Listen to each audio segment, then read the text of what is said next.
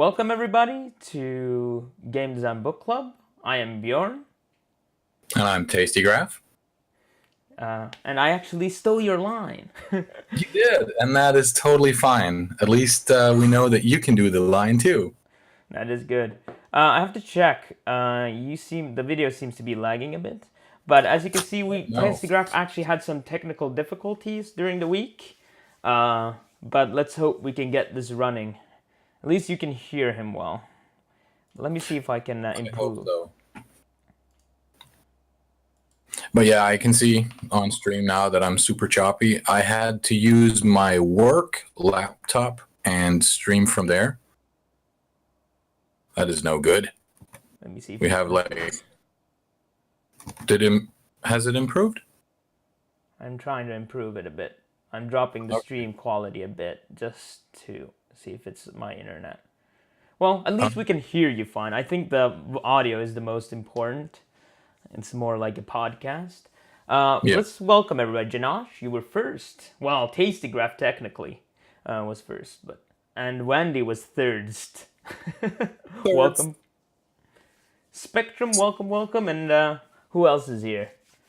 So we're gonna continue with The Art of Game Design by Jesse Schell. I guess I'll show it because my videos are less choppy right now. I have the second edition, and Tasty has the first edition. And already we're running into some big differences. I have a whole chapter. There we go. That's the first, and this is the second. So Okay, I'm using old school bookmarks. They're not as fancy as yours.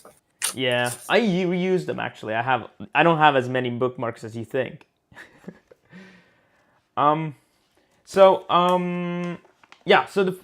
Actually I had to read 3 chapters. It's a punishment for having the second edition, which has more information. So I have actually a chapter that's called The Experience Takes Place in a Venue, which I think yours doesn't, Tasty, right? Yeah, I don't have the venue one. Of course, I didn't write down the ones that I have in mind, but in chapter 3, I have lens number 2, the lens of surprise, and then lens number 3, the lens of fun, and lens number 4, the lens of curiosity, and then endogenous value, and problem solving. And that is, for me, the end of chapter 3. Did you have the lens of elemental tetrad? That is in chapter 4 for me. Yeah. Then basically that's the biggest difference between these books. I can then start off with covering the venue one. So it's not a very long chapter, so it mostly talks about... It starts off talking about how usually people think and debate about what platform they should design a game for or make a game for. And the whole chapter kind of covers why you shouldn't think about what platform, because platforms become obsolete and they change all the time. And what he recommends is to look into venues. So venues, what he explains, is kind of different places and different modes of game. So how would they play and where would they play? And you can see here's oh, your video started working a bit better suddenly. Yes, I tried changing the so that I'm no longer capturing stuff from you, because apparently it wasn't working anyway. So okay, so maybe that was the problem. Hopefully it's better now. So here you can see the kind of graph he has. It says the arena, the theater, the museum, and in the middle you have anywhere, the playground, the gaming table, and all the way to your right there's the reading nook, the workbench, and the hearth. And then underneath it says public venues and private venues. We are very sexy, Janos, exactly. Spectrum says he has the second edition deck. Will you also explain how to use the cards? Well, neither of us has the cards. We just have the card app. So, but as I understand it, I haven't actually used even the app myself, but as I understand it, the cards kind of have the lenses, so it kind of is you can use them to remind yourself of the different lenses and then use them to kind of view your game through that lens, right? But I don't know. Yeah. Do you know more, Tasty, about the cards? Well, I don't know more about the cards, but the way that from what I've seen other developers do, they're basically, like you mentioned, they take the cards and they use it as a supplement to kind of assist them in their game making. So just like we would open the book and read a lens, you would take a card and then you would read this lens. Let's say you take, depending on what kind of deck you have, but let's say you take the curiosity lens. That would be number 2 for me. It's probably something else. Oh, I see just you showed showed some number random 7. So the lens of endogenous and endogenous. I can't pronounce it. We'll call it endogenous value. So that would be listed on your card, and it says to use this lens, think about your player's feelings about items, objects, and scoring in your game. Ask yourself these questions. And then it says, what is valuable to the players in my game? How can I make it more valuable to them? And what is the relationship between value in the game and the player's motivations? I'm not going to read the rest of this. Oh, you're petting the cat. Sorry, I have a bit of a delay, like 5 to 8 seconds. So you would basically take this card and say, okay, does this apply to my game? The lens of endogenous value, that lens would apply to any game, because it's basically about what makes the player feel something is valuable in your game. Like, let's take an example from some of the games that Bjorn has played on stream. He's playing it, but he doesn't really know whether or not his points are valuable. He doesn't know what he needs to do, pretty much. It's not about the goals, but it's more about, do I need to pick this power up because it gives me a bunch of points? Will these points have any value? So this lens kind of makes you evaluate what you've put into your game and how it works. And that was just an example of this lens, but you're basically technically you could go through every lens in your deck and ask yourself questions about your game. So it's a very hands-on, practical method. The book is like the manual. The book is kind of like, okay, I have this deck and I have no clue what endogenous value means. Well, then you go into the book, you read about it, and it'll explain in more depth. What does it mean? What is this endogenous? I really hate this word because my instinct is to call it endogenous. And but I think then it one is. said endogenous, and now I'm like, how do you say it? I think I would say it like you said it. Hey, Smile Walker, Endogenous. thanks for the follow. Yeah,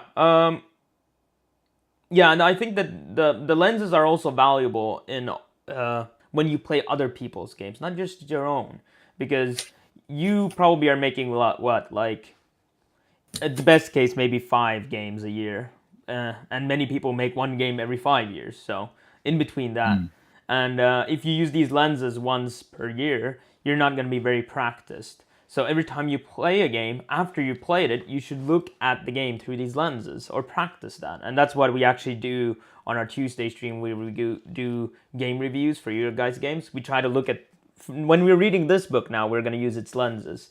And then when we go to another book, we'll try to apply what they teach there and discuss it through that. And I think that way you kind of, whoa, I closed my book.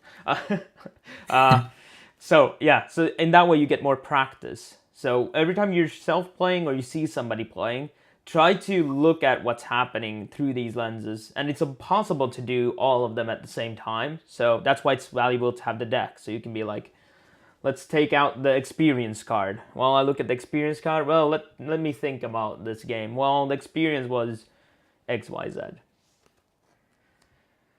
Oh, sup, Lady Graph in the chat. Oh. She has a Twitch user called Pilinius. Oh. And she says, hello, from Lady Graph and friends. She's over visiting a friend. So, hello. Hello. No pancakes today? I'm super disappointed now. No pancakes today. Cobble Generator, sup, dude? I am making a devlog video for my game. Can I use small part of VOD whilst you're playing it? Thanks. Yeah, sure. You can use all of it. I don't care. Share ahead and take it and put it in your video. And when you say I don't care, you really mean I don't mind. Exactly. Yeah. Because I don't care is like, yeah, you can use it. It was a crappy stream anyway. I don't care.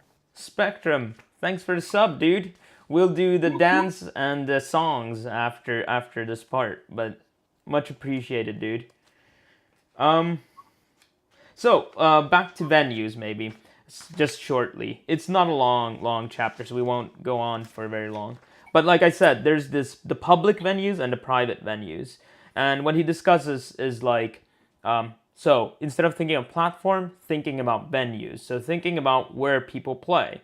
So in the public venues, there was the arena, the theater, and the museum. So the arena, and the thing is, he applies it here to not only like digital games, but also other types of games. Like the arena could be like gladiators, right, in the old time, or the theater is like watching movies or things like that. And the museum, where he explains also games are more and more relevant. There's more museums that you can play games. You know, there you see more games there, but that's, I think the public venues kind of for me were the least relevant because they're kind of edge cases. There's not that much interactive theater yet, like in movie theaters or any type of theaters. The arena, I think he didn't discuss esports, which I think is the arena these days. If you go to LAN parties, if you go to DreamHack, that's the type of game you would then make, like the CS or whichever. And then the museum was also kind of like a fringe case. But then when you go to the kind of in-between part, so let me show you guys again. So here in between is the in-between part, and then the private. So the private is the easiest one to explain. So first he has the hearth. The hearth is kind of the modern, like where people now play TV. So, when you go and sit in the couch, you kind of stare at the TV like in old school, he explains people stare at the fire. So it's kind of a public, like semi-public space within a private compound. What is it called? In your house. Yeah. But your family's still gonna be there. So in the hearth, you make games that for example, Wii is really good at. Like you play together with your family. And instantly they made, actually in Wii U, when they made this console you have in your hand, which only one player can have, he argues that they lost the hearth of the game because only one player could do that, whereas in the first Wii, everybody could play with the motion controls. Then the workbench. So one way from being like a at-home family thing and turned into a single-player thing. Yeah, exactly. So this would be consoles are usually excellent for this. But instead of saying consoles, thinking about that scenario, I'm at home, I have my friends over, we want to play something, or my family, or my kids.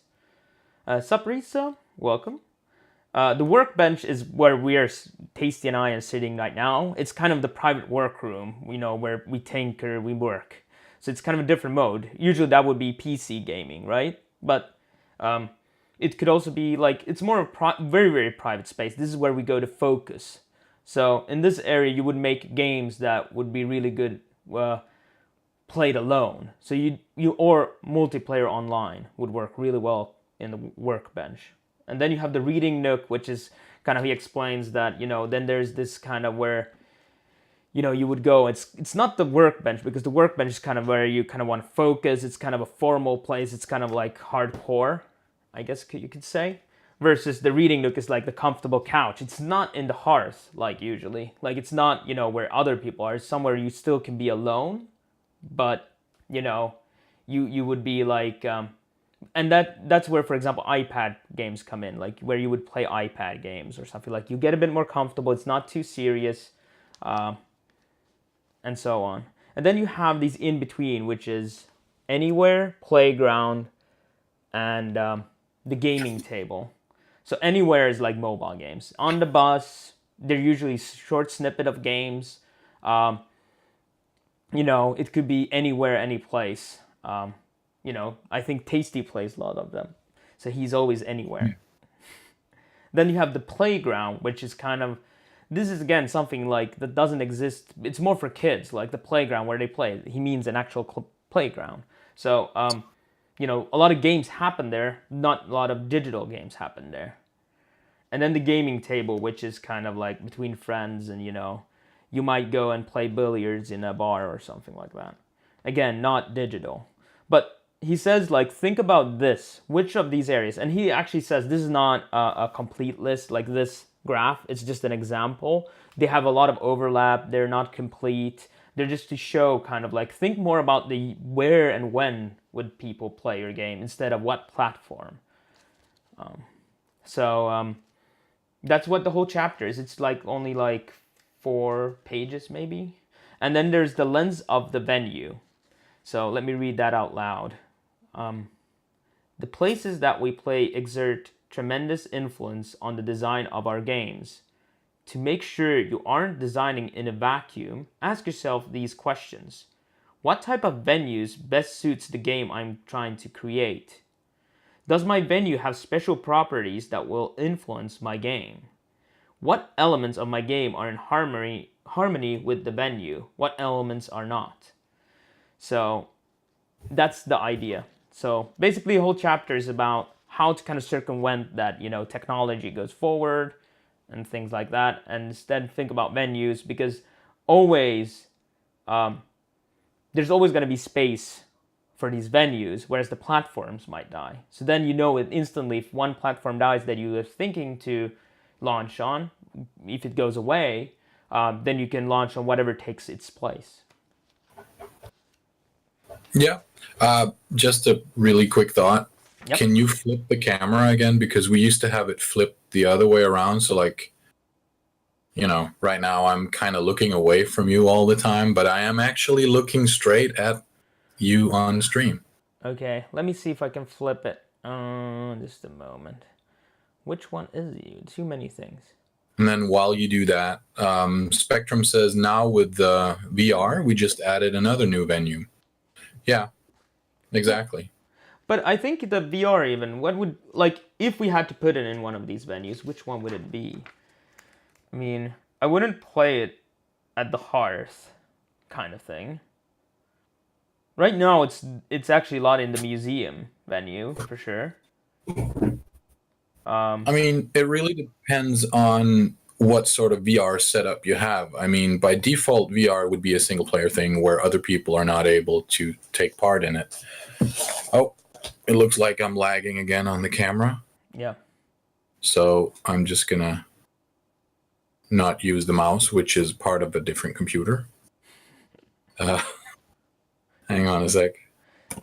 These things, we're still learning, guys. I'm very thankful for your patience. We will definitely try to improve on the technical things. It just takes time.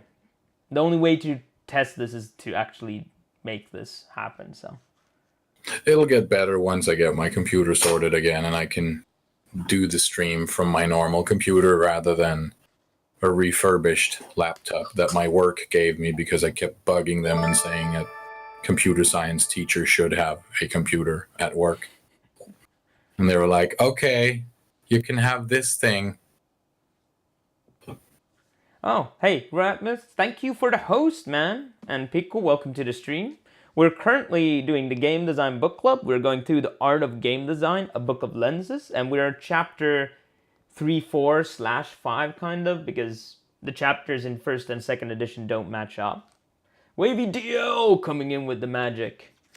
So we were just discussing what venues. So the third chapter in my book discusses venues. So VR is kind of interesting because I think it definitely fits in the museum. Like that's already used a lot.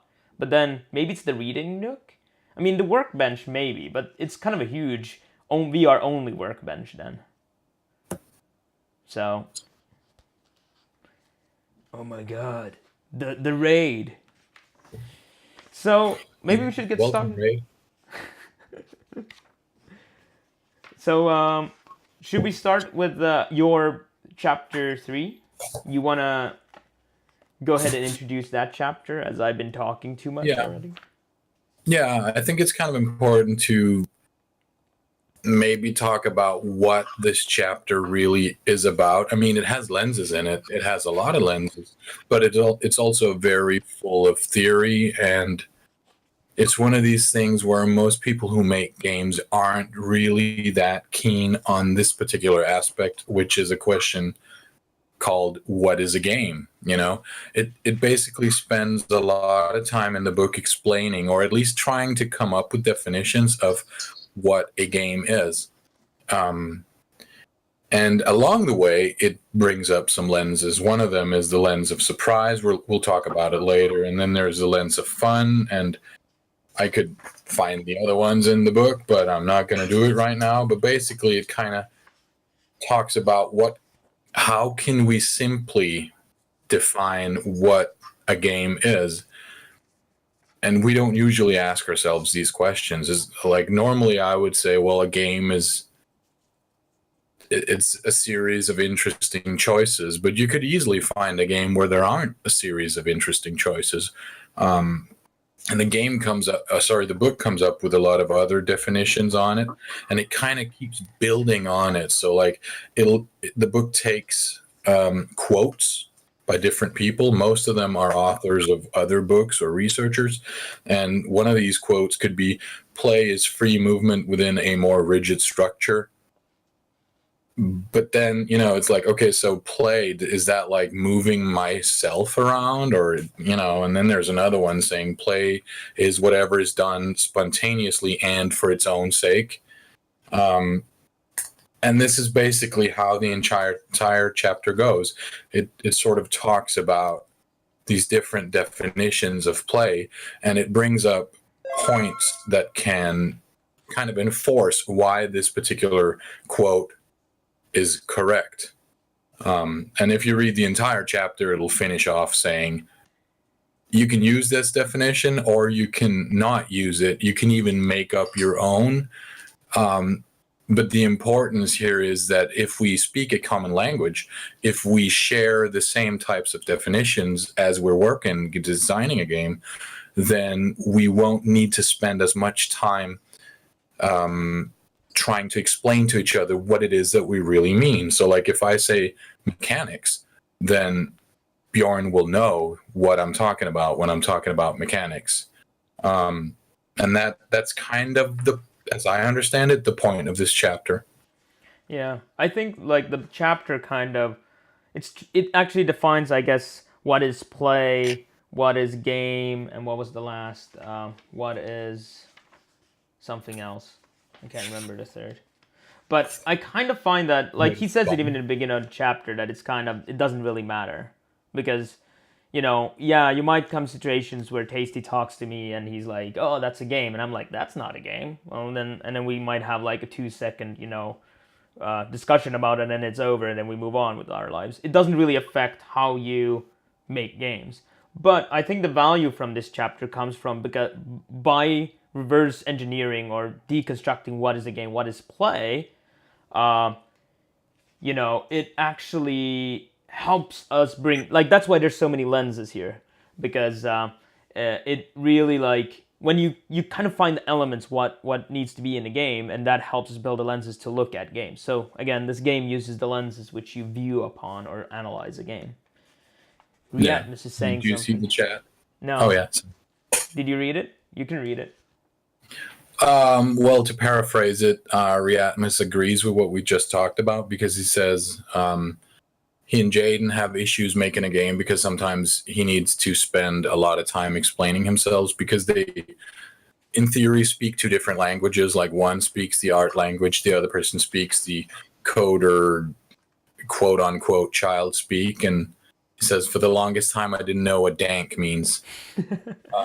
That is a very important one term. Of the issues. Like if you use dank to describe something and that is part of your tech talk, then you better make sure the other person knows what you're talking about. Yeah. Spectrum 3900 says, would it help to define an actual game mechanic when talking about a lens, like quest system or loot drop rate or something else?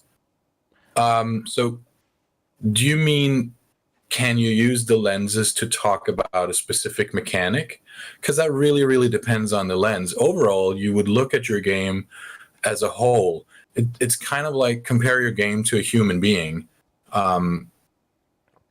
If you're trying to make that human being better, you're not going to look at just one part. Like, let's say the person is bald, but they're not going to be outside, so they won't really need to wear a cap or anything.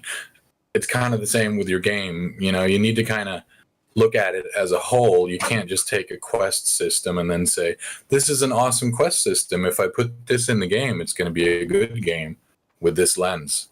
Does that make sense? Silence. He doesn't answer. Yes. He'll have the delay.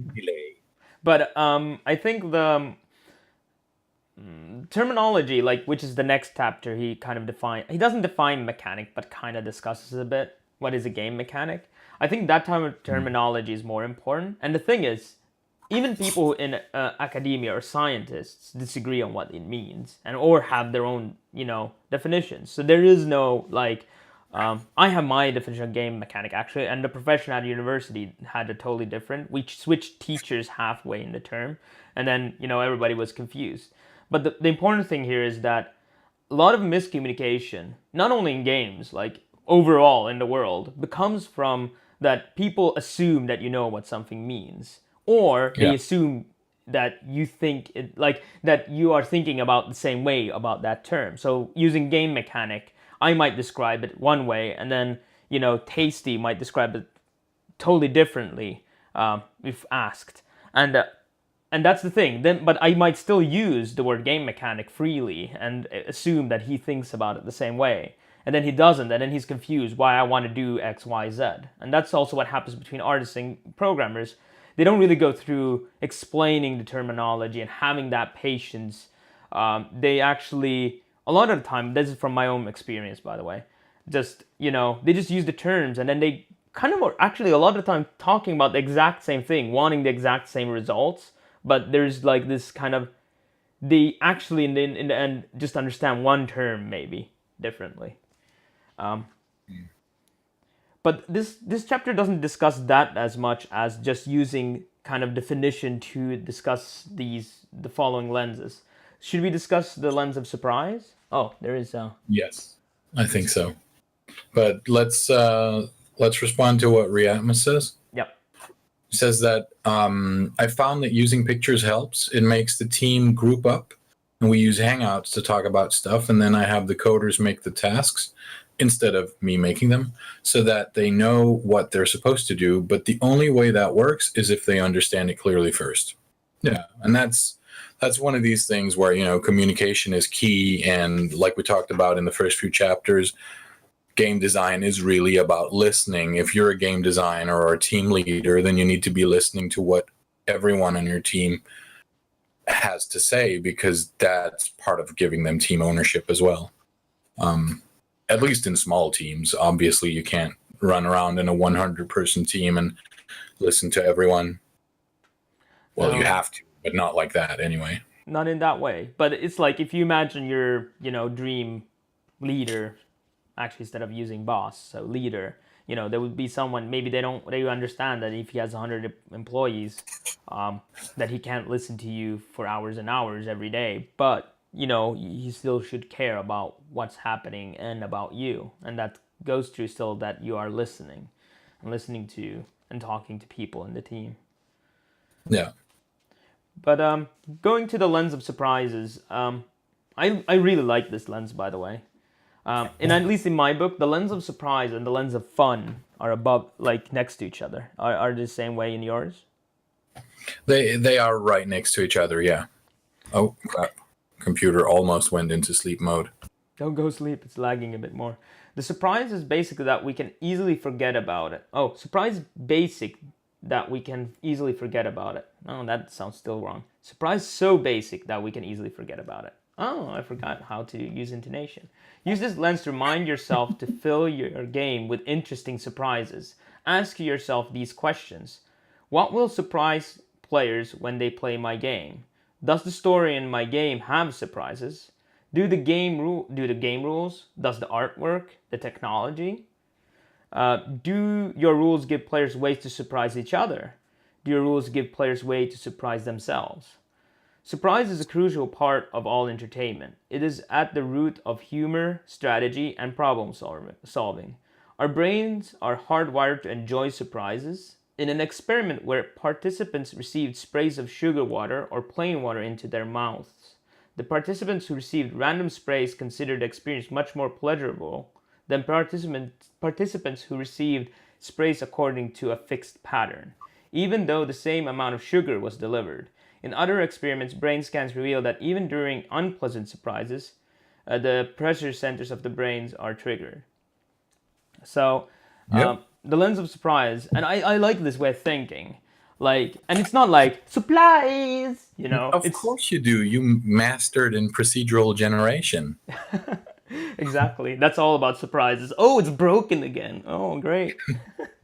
um, but I think the core of that is like thinking about, like, those moments if you watch a Twitch streamer stream and everybody goes like, oh my god, or things like that, or the streamer goes like, oh, interesting, and they're really into the thing, or these twists and turns. I think that's what this is talking about.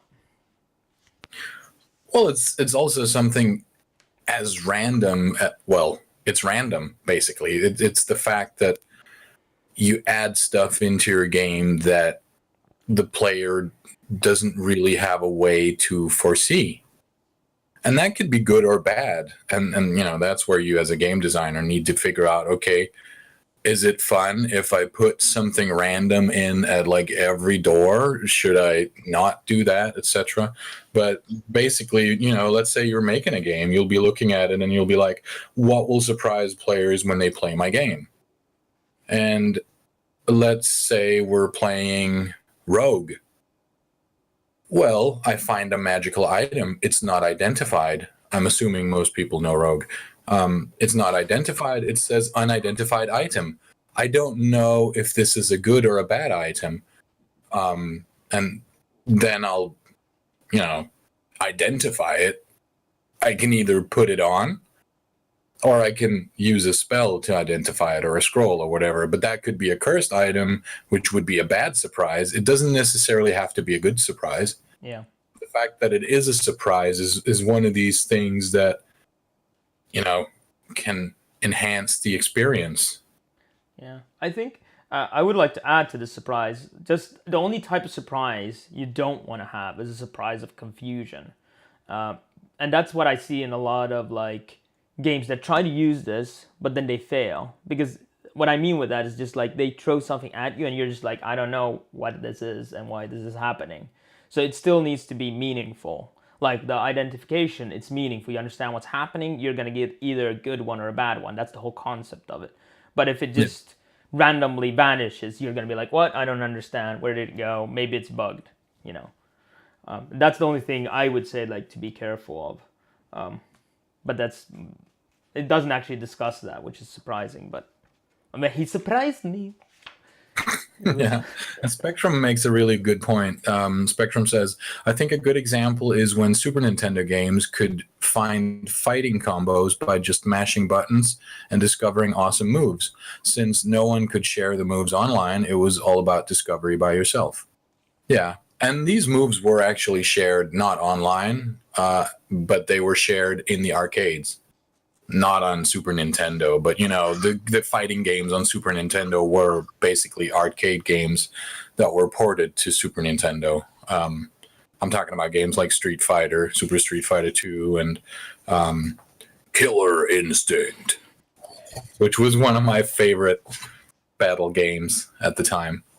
Yeah, and that has value. That brings tremendous value to be able to share something about a game, something that the other players wouldn't know. So, like, And when that you is found that, you were like, yes, I can tell everybody else I'm the king, which kind of still exists, but in a lesser degree. And that was the fourth point of the lens of surprise. Do your rules give players ways to surprise themselves or others? So 3 and 4 lets you you have a game where you can share stuff and surprise them and, well, basically make them want to explore more, because that's also one of these things where, you know, you need to have a game, at least I feel you need to have a game where you don't have a very, very limited amount of surprises. Because otherwise it's not going to be fun after a while, because they won't be surprises anymore. Yeah. So, Lens of Fun. Lens of Fun. Do you want to read this one? Yeah, sure. Lens number 3, the Lens of Fun. Fun is desirable in nearly every game, although sometimes fun defies analysis. To maximize your game's fun, ask yourself these questions. What parts of my game are fun and why? What parts need to be more fun? So that is a super short lens for me. Maybe yours is different. No, it's exactly the same. Okay. Except it's lens number Lens 5. of Fun is not a very fun lens. No, 'Cause actually, it's I very wrote a short. note here that Lens of Fun is the least meaningful for me. It's like, I don't, like, looking at any game, a lot of people think, like, how to find the fun, and they talk a lot about fun. But after, like, looking at all these other lenses, the Lens of Fun is like, I don't know what to do with it. Like, the only way I could use this is by play testing, like having other people play the game, and then I see they have fun, and I'm like, okay, I guess this lens is covered. Yeah, but I mean, this is one of these things, you know, like, what is fun? Earlier today, I saw People / Krasenstein, and he was playing a game called Witness, which is it's a puzzle game at its core, but it's kind of been taken into a 3D setting with like a walking simulator, a person that walks around and has to solve these puzzles. And they said it was so much fun, and they were like really getting into it. And I looked at it and I felt like this is at its core, it is a 2D puzzle that has been extrapolated to or abstracted to some sort of like a 3D environment. And I don't get it. You know, I was like, this game doesn't look like fun. It's like pretty graphics, but it doesn't really look fun. It looks like a 2D puzzle game that's turned into 3D. And yeah, I don't know. It's just, people look at fun in so many different ways. And again, that's one of these things where, you know, you can make a game and you'll think it's fun, and then other people won't, or the other way around. Yeah. You've probably, Bjorn, made a game at some point where you thought, this is kind of meh. Yeah. And then some people said, this is not meh. This is loads of fun. We love it. And you're like, really? Yeah. Yeah. I have. Yeah, definitely. I mean, that's definitely a thing. And then the thing is, like, as a lens, kind of, like, if I try to just chase after fun, it kind of feels moot. Like, the Lens of Surprise is super easy. You can see, is there things that I thought about, how is it going to surprise people? Of course, that doesn't mean it's actually going to surprise, but at least I tried, and it's definitely going to improve my game, just thinking about that. But trying to chase fun has, at least for me, never worked. It's like, me trying to make it fun. Of course, that's kind of the starting point. I try to make it fun, at least for me and the people who you're gonna play the game, which might be a different type of player than me. But you know, but chasing after it just doesn't. I don't know. I kind of feel like like this is just put here so you have the Lens of Fun, but I don't know. I'm kind of surprised. Right. You're probably right. So we just skip that one and pretend like we're better than that, and then we go to number 4, the Lens of Curiosity. Sure. One thing I want to mention, though, I'm surprised he didn't even try to define fun. He tries to define everything else except fun, I think. No, did he? Pleasure, something. No, that was play. He does talk about what is fun, and he talks about is it pleasure, and there is a lot of talk about it. But again, I'm like, there's no one can put down a formula for what fun is, because fun is in your brain. You know, I mean, it's like everyone has what is art. Ideas of fun. Oh, actually, speaking about that, there was one thing that I kind of liked. That was when they talked about pleasure, and they talked about surprise. And he actually mentioned something about horror movies. not horror movies, but like when you get scared, that is a surprise. It's a bad surprise, but the brain kind of rewards you like it's a good thing. Yeah. And that to me kind of got me thinking, because, I don't like horror movies. Well, I like gory movies, but I don't particularly like movies that scare me. I hate jump scares. But I know that a lot of people love them. And that kind of got me thinking, okay, so I guess that's why people like it, is because part of their brain rewards them obviously more than my brain rewards me, because my brain is like, why aren't you running, fool? Yeah. I mean, I actually talked to a professor at school about this topic, and it's interesting because you can, like, what you experience as a child actually can influence all of this. Like, why I'm, for example, super into programming is because of what I like to solve problems, and programming is very close to that. Like, I also did programming as a kid, but that's a totally different thing. But it kind of, I taught my brain to like it in a way. So I get a lot of pleasure doing that, whereas someone else looks at it and is like, that's a headache. I get a headache. I don't want to touch it. And they just don't get the same reaction. Yeah. I think also people who like skydiving, for example, I don't see that as fun. It probably is, maybe for some, but it's not something I want to do. I do like flying planes. I've done that a couple of times, but not skydiving. And I think it might also be tied to adrenaline. So if you get adrenaline, I think also a lot of, like, you could see that as the part of, like, the reward of solving a problem is kind of clear. Then a horror jump scare, maybe it's the small dose of adrenaline you get and you enjoy that, and that releases then the pleasure. Maybe it's just a theory, of course. I just want to say to all of you viewers out there, thank you for watching. We're not ignoring chat, but sometimes it's a little bit difficult, for at least for me, to focus on reading something or talking to Bjorn and then also reading the chat and reacting to it. I am reading it.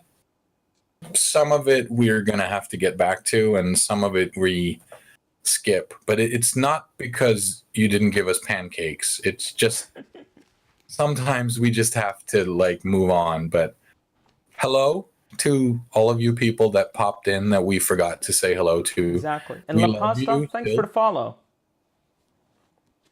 Go ahead, Tasty. Sorry. I just wanted to shout out the follow. Oh, that's okay. You just crushed my profession of love. We will talk about this later. No, it's fine. I just got a kick from that. It's getting weird.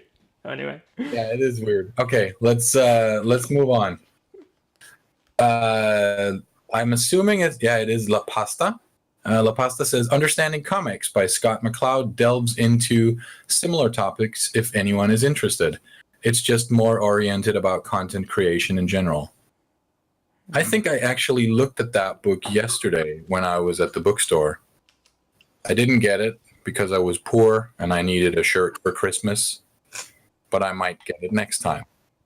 Yeah, that sounds interesting. A lot of things from general, like, content creation or movie industry all applies to games. That's why actually you shouldn't limit yourself just to reading these type of books. You should also read about specifically games, but reading any type of books about creative industry is going to help you. Which is the awesome thing about games. Even just learning how to do a screenplay or stuff like that is going to level up your games. Yeah, I also recommend getting books written by board game designers or listening to talks by board game designers, because the principles are in many ways the same. And you can find, especially on YouTube, so many awesome videos about people talking about a particular board game. And some of the mechanics in these board games are really, for me at least, very, very interesting. And they also have their own words that might be useful for us to learn in the computer game design industry, because they have names for all of these mechanics. I can't name them right now, but there's a particular channel which I'll try to look up and post in Bjorn's Discord later. But there's a channel where every video he talks about his favorite mechanic from a particular board game or card game or whatever game. And I've had a couple of, I wouldn't say I had ideas from that, because technically I just watched the video and stole the concept. But you know what they say, the level of originality is proportionally to the level of unknownness of whatever it is that you're stealing. So go out there, not now, keep watching, but after the show, go out there and find videos about weird stuff that's not necessarily game related, but can give you ideas for your game, in particular game mechanics. Yeah. Actually, this So, book touches a sidetrack. bit about board game design, but not too much. And from my personal experience, I would say like board game design is in a way the most pure, in quotes, most pure experience of game design you can have, because you remove the programming. You can even remove the art so easily because you can just have papers, cut them, and basically you can do iterations so fast because you can just take a card, rewrite it instantly versus waiting for a long time. So if you're really into game design, even if you want to do digital games, I highly recommend designing a couple of board games. You can even take your own digital game and make a board game out of it. There's almost no digital game you can't make a board game out of it. And then you might get an argument, well, my game is real time. Board games are turn Do it based. anyway. Well, you can still do it. And you can even put a clock there that goes, and then it does a ping every 30 seconds, and you have to do your move before that, and then it becomes like speed playing, and then it's more real time. So there's always ways around everything. But Yeah. it definitely shows, by design board game, it definitely you will learn what is game design and how it works. Because I find that a lot of people, which we discussed also in the previous episode, was that it's kind of hard to grasp of all the things that goes on in game development. What is game design? Well, just go design one board game and you will for sure know. Yeah. I mean, when I was a kid, well, I wasn't a kid. I was kind of starting. to You've get never old. been a kid. I can't imagine that. I think I was probably like 13 or 15 or something when Wolfenstein came out, and we didn't have a computer at home, so I was like, I want to play this game, and I drew a board game with Wolfenstein, where like I drew all these kind of squares and rooms, and then you would take these room tiles and turn them upside down, and you would randomly generate, like drag a random card and then place it on the table, and that was kind of the level. And then there was a stack of cards with the enemies on it, and I just threw dice to kind of defeat the enemies, so it was super random. But I wasn't very old, but we played Wolfenstein the board game, like, because I wanted to play it at home and we didn't have it, and I heard about this awesome game where we shot Nazis. It was like, so you. I'm not saying it was a good game, but you can take a turn-based game and kind of take the experience. Like, what did you feel when you played that game? I hadn't played it as much, so for me it was like, oh, these levels are new all the time, because I only got to play at school for like 30 minutes every week or something, so I couldn't remember the levels. So that was the experience I took out from it. That was a little side story. Well, actually, that kind of goes into the lens of experience also. Like one of the biggest game companies where I live here in Finland is called Remedy. They made Alan Wake, they made Max Payne series, and now they released Quantum Break. And how they work is that they always go through movie themes. So they pick a couple of movies or TV series, and then they try to make a game with a similar experience or similar like theme. And what you basically did was, it's probably has a lot of similar game mechanics, but it was just trying to copy the experience. So that's a really Yeah. good practice on creating an experience. So Yeah. if you want to make an awesome game, sometimes just taking something from another medium and then just bring it into the medium you want to make in is really great tool. And it actually helps you minimize scope and really focus on that, which is the creating the experience. Should we go to the lens of curiosity? Or we should read up on chat a bit first. And Yes, let's do chat. Zohra Loverly, welcome to the company of Game Devs. Cheers for the follow. Let's see here. We have an interesting one from Devious Oatmeal. Devious Oatmeal says real-time mechanics is just asymmetric turn-based gameplay, and that is, in a sense, very, very true. Which is also how a lot of the mobile games do multiplayer these days, or at least in the beginning. Now that phones are better capable of doing real time, but most multiplayer arena gameplay on mobiles in the beginning, and to some extent today, is asymmetric multiplayer, asymmetric turn-based. Like, you'll do your stuff and then the other person will do theirs at some point later, or the computer will do it. Yeah,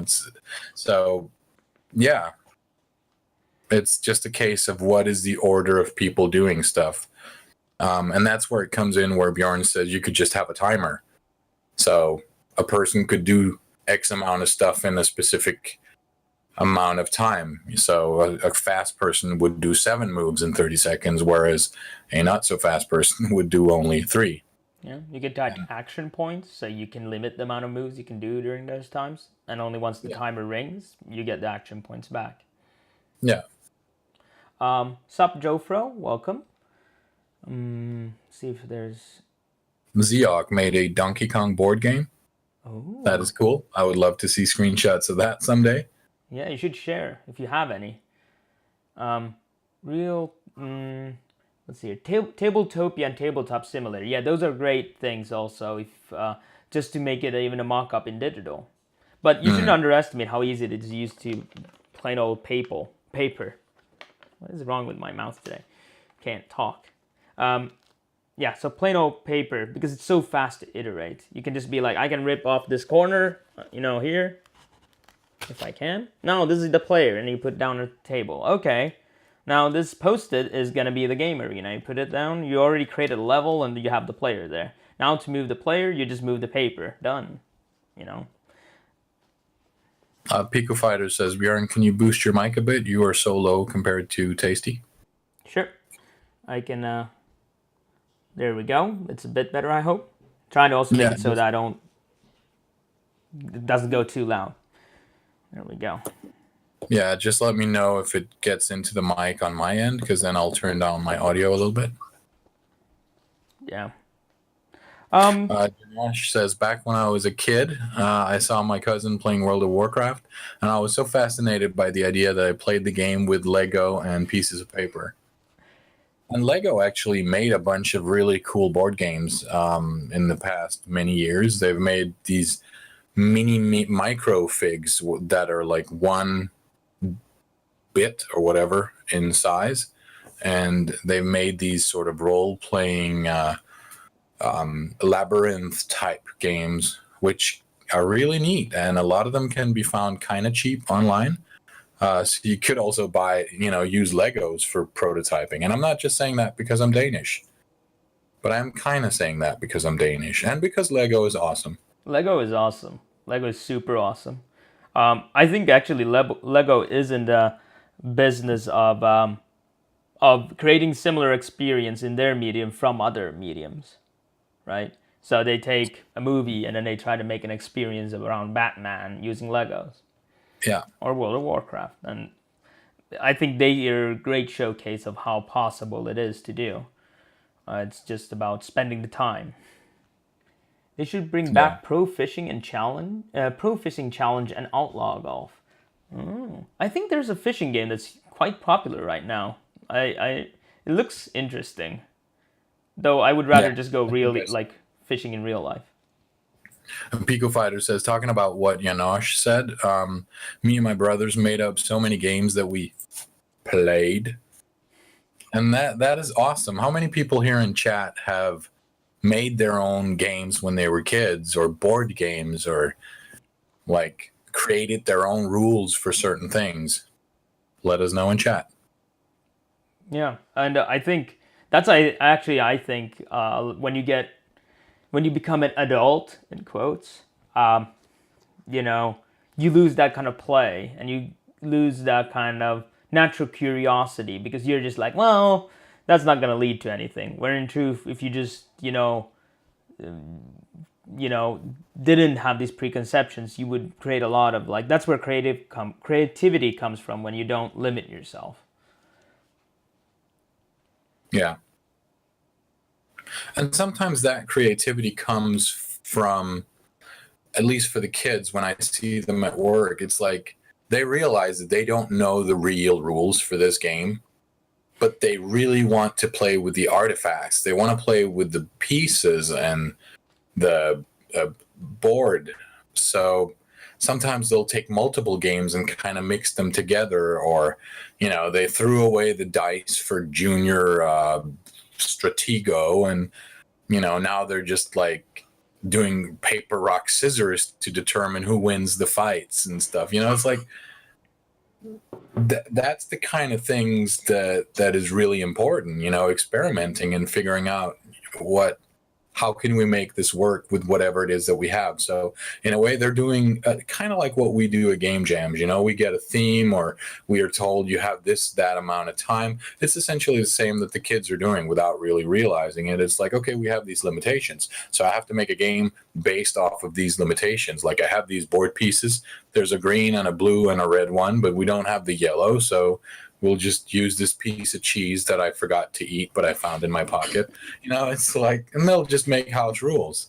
Yeah, like Joe Fro says, make house rules. Yeah, it's that's why, like, just the last month I've been giving feedback to a lot of Ludum Dare games, and I personally love the games. They're kind of like very, like, when they get the theme, they're kind of pushing, is it even within the theme, in an interesting way. Like they really like investigated the theme and like really did some kind of like different way of looking at, like, that game that it was running out of power was the theme, and one game, for example, was it was a visual novel where you played in a courthouse where you were accused of abusing your girlfriend, and that was like and then you're like, running out of power, how does this work? And that's the thing I like the most. Like, I'm not saying the other games were bad. They're more straight, you have a power plant, it's running out of power. Those are also amazing.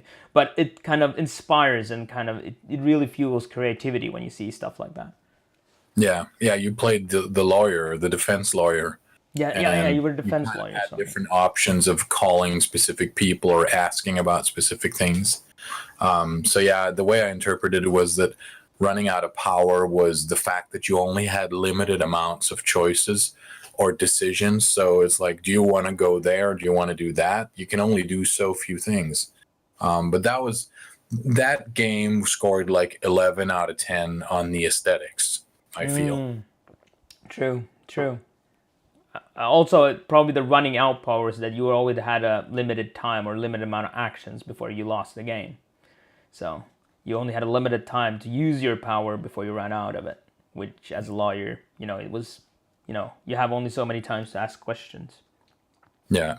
Janos posted a poll that people can go in and answer. It's a poll for whether or not you used to make up your own board games as a child, and you can answer yes, no, or I still do to this day. Oh, nice. I can't open it because it'll open just above Tasty's face, and then that's not going to be nice because I'm using a screen capture. But that goes well into the next lens, the lens of curiosity. To use this lens, think about the player's true motivations, not just the goals your game has set forth, but the reason the player wants to achieve those goals. Ask yourself these questions. What questions does my game put into the player's mind?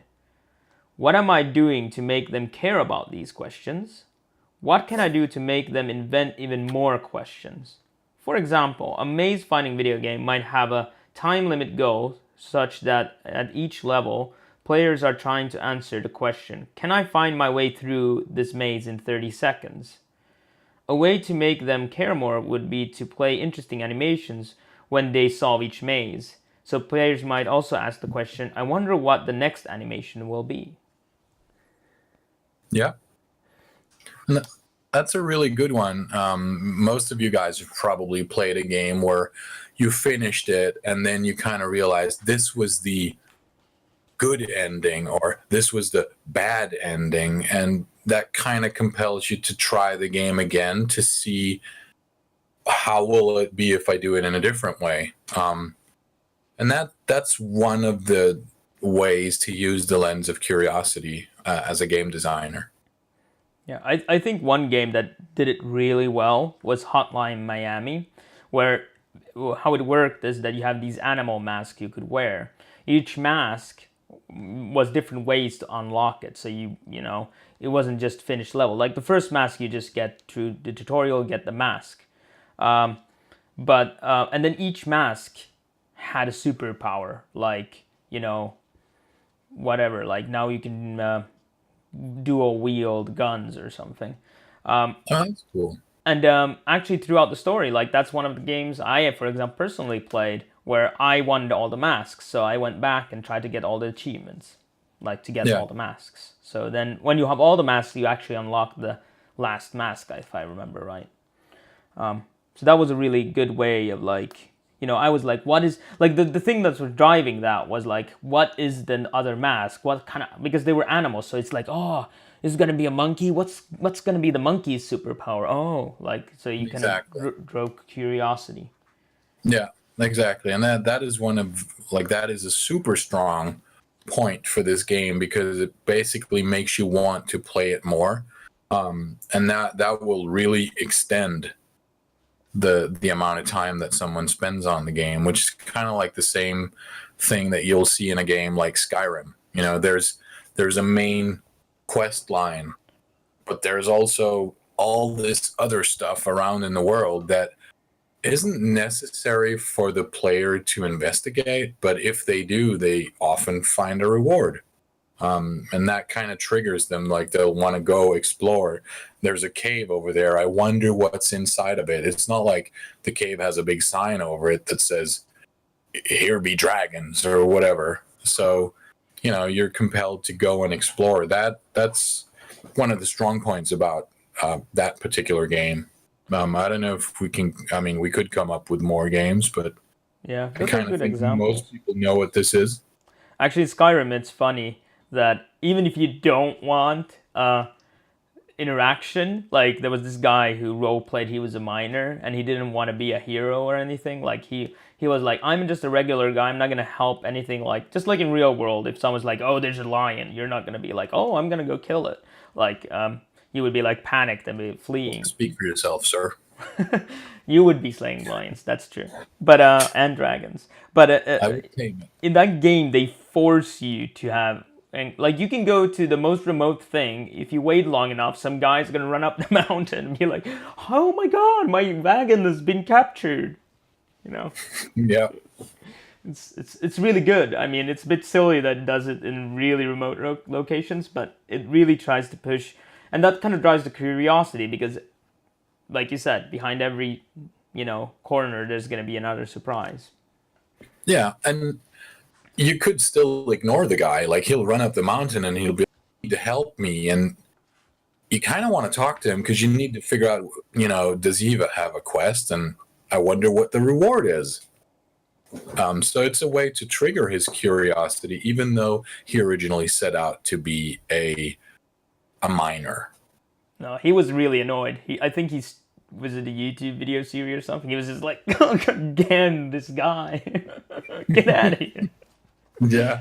Anyway, it's very curious to play that way, but that's also interesting that you get these kind of, emerging gameplay. Someone else comes up with a goal that you didn't think about as a game designer. Yeah. Let's see here. I'm reading a bit.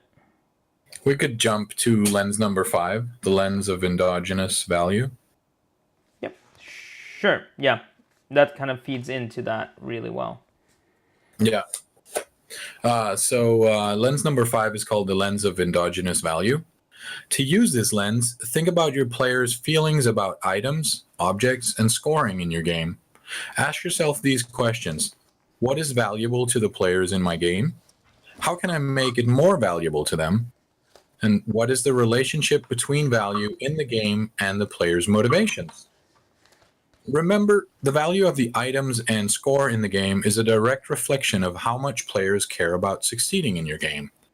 By thinking about what the player really cares about and why, you can often get insights about how your game can improve. And this is something you have spoken about a lot during your Tuesday stream, game feedback stream thing, Tuesday. That thing you do, that little thing you do on the Tuesdays. Yeah, there's two things that I run into so much. It's like, first off, just missing the main goal, of course. Just like not having a goal in mind. Like, you're just an infinite runner where you just run infinitely, but you're just a squirrel in a cage then. But this is what it talks, and actually the book has a really good example what he means with this.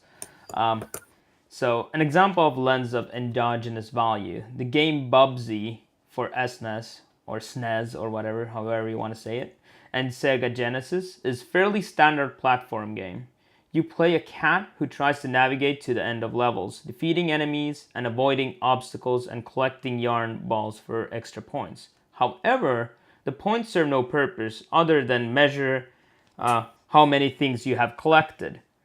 No other in-game reward is given for earning points. Most players gather yarn balls at first, with the exception that they are, with the expectation that they are valuable. But after playing a short while, they'll completely ignore them, focusing only on defeating enemies, avoiding obstacles, and getting to the end of the level. Why? Because the player's motivation is merely to complete the levels. A higher score doesn't help that, and thus the yarn balls have no endogenous value. Theoretically, a player who defeated all the levels might have a new motivation, defeat them again, but this time getting the highest score possible. In practice, the game itself was so difficult that the number of players who actually completed the game must have been small indeed. And then he goes and explains another game that did it well, which was Sonic the Hedgehog, which used the rings, and the rings, basically what they did is like, you for every 100 rings you earn a life, and also if you took hits you just lost rings. So as long as you had rings, you would, it was kind of the health, you could say. And that's the thing, like the in-game currency or whatever you use, it doesn't need to be currency, it needs to have value within the game, not in the real world, but within the game. It's a bit like in real world, if you got Monopoly money at the store back from your purchase, you would be like, oh, what is this? I don't care. That's the thing. Like in games, you also need to tie it to so that people see it as valuable. And that's the thing that a lot of in these feedback streams I see is just like, you get points and you might be able to buy a hat for it, but it's like, I don't care about the hat because it doesn't give me any value. Maybe if it gives value and I'm like, oh, I can say like, I'm level 500, I have the super unique hat in a multiplayer game, like Valve did that really good, World of Warcraft. Like, yo, I had the mount, I could afford that. That has value because bragging value, but otherwise, you need to really think about these things in games. Do you want to say something, Tasty? Probably also on the subject? Yeah, because it's related to this endogenous value. You'll also see games where items have a value outside of the game, but they don't have a tangible value in game. Like if we look at some of the competitive games today, like CSGO, there's a lot of debate right now going on about these gambling sites where people play CSGO, they win a skin, which is basically just like the appearance of an item. So it's not going to change how the game plays, but it will allow you to now have a knife with a pink color or a gun that says something specific on the side of it or whatever. So these skins, some of them sell for like thousands of dollars, which is redonkulous for me because I don't play the game and I'm like, these are colored pixels. Why are you paying so much for it? But they have an endogenous value to these players who are playing the game. And that's an interesting take on things that the developers of the game, they knew that by allowing the players to trade these skins and sell them, they would have a value. So that was like, that must have been a conscious decision made by the publishers or the developers or whatever to design a shooter game where you can trade things that don't do anything in game other than change how stuff looks, and people will still buy them and sell them.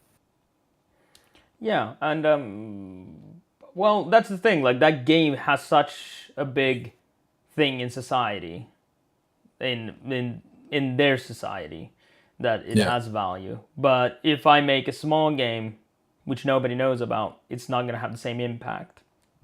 And I think that's why it's so, like, you need, if you have some kind of in-game currency or things, you need to think about you need to have it anyway.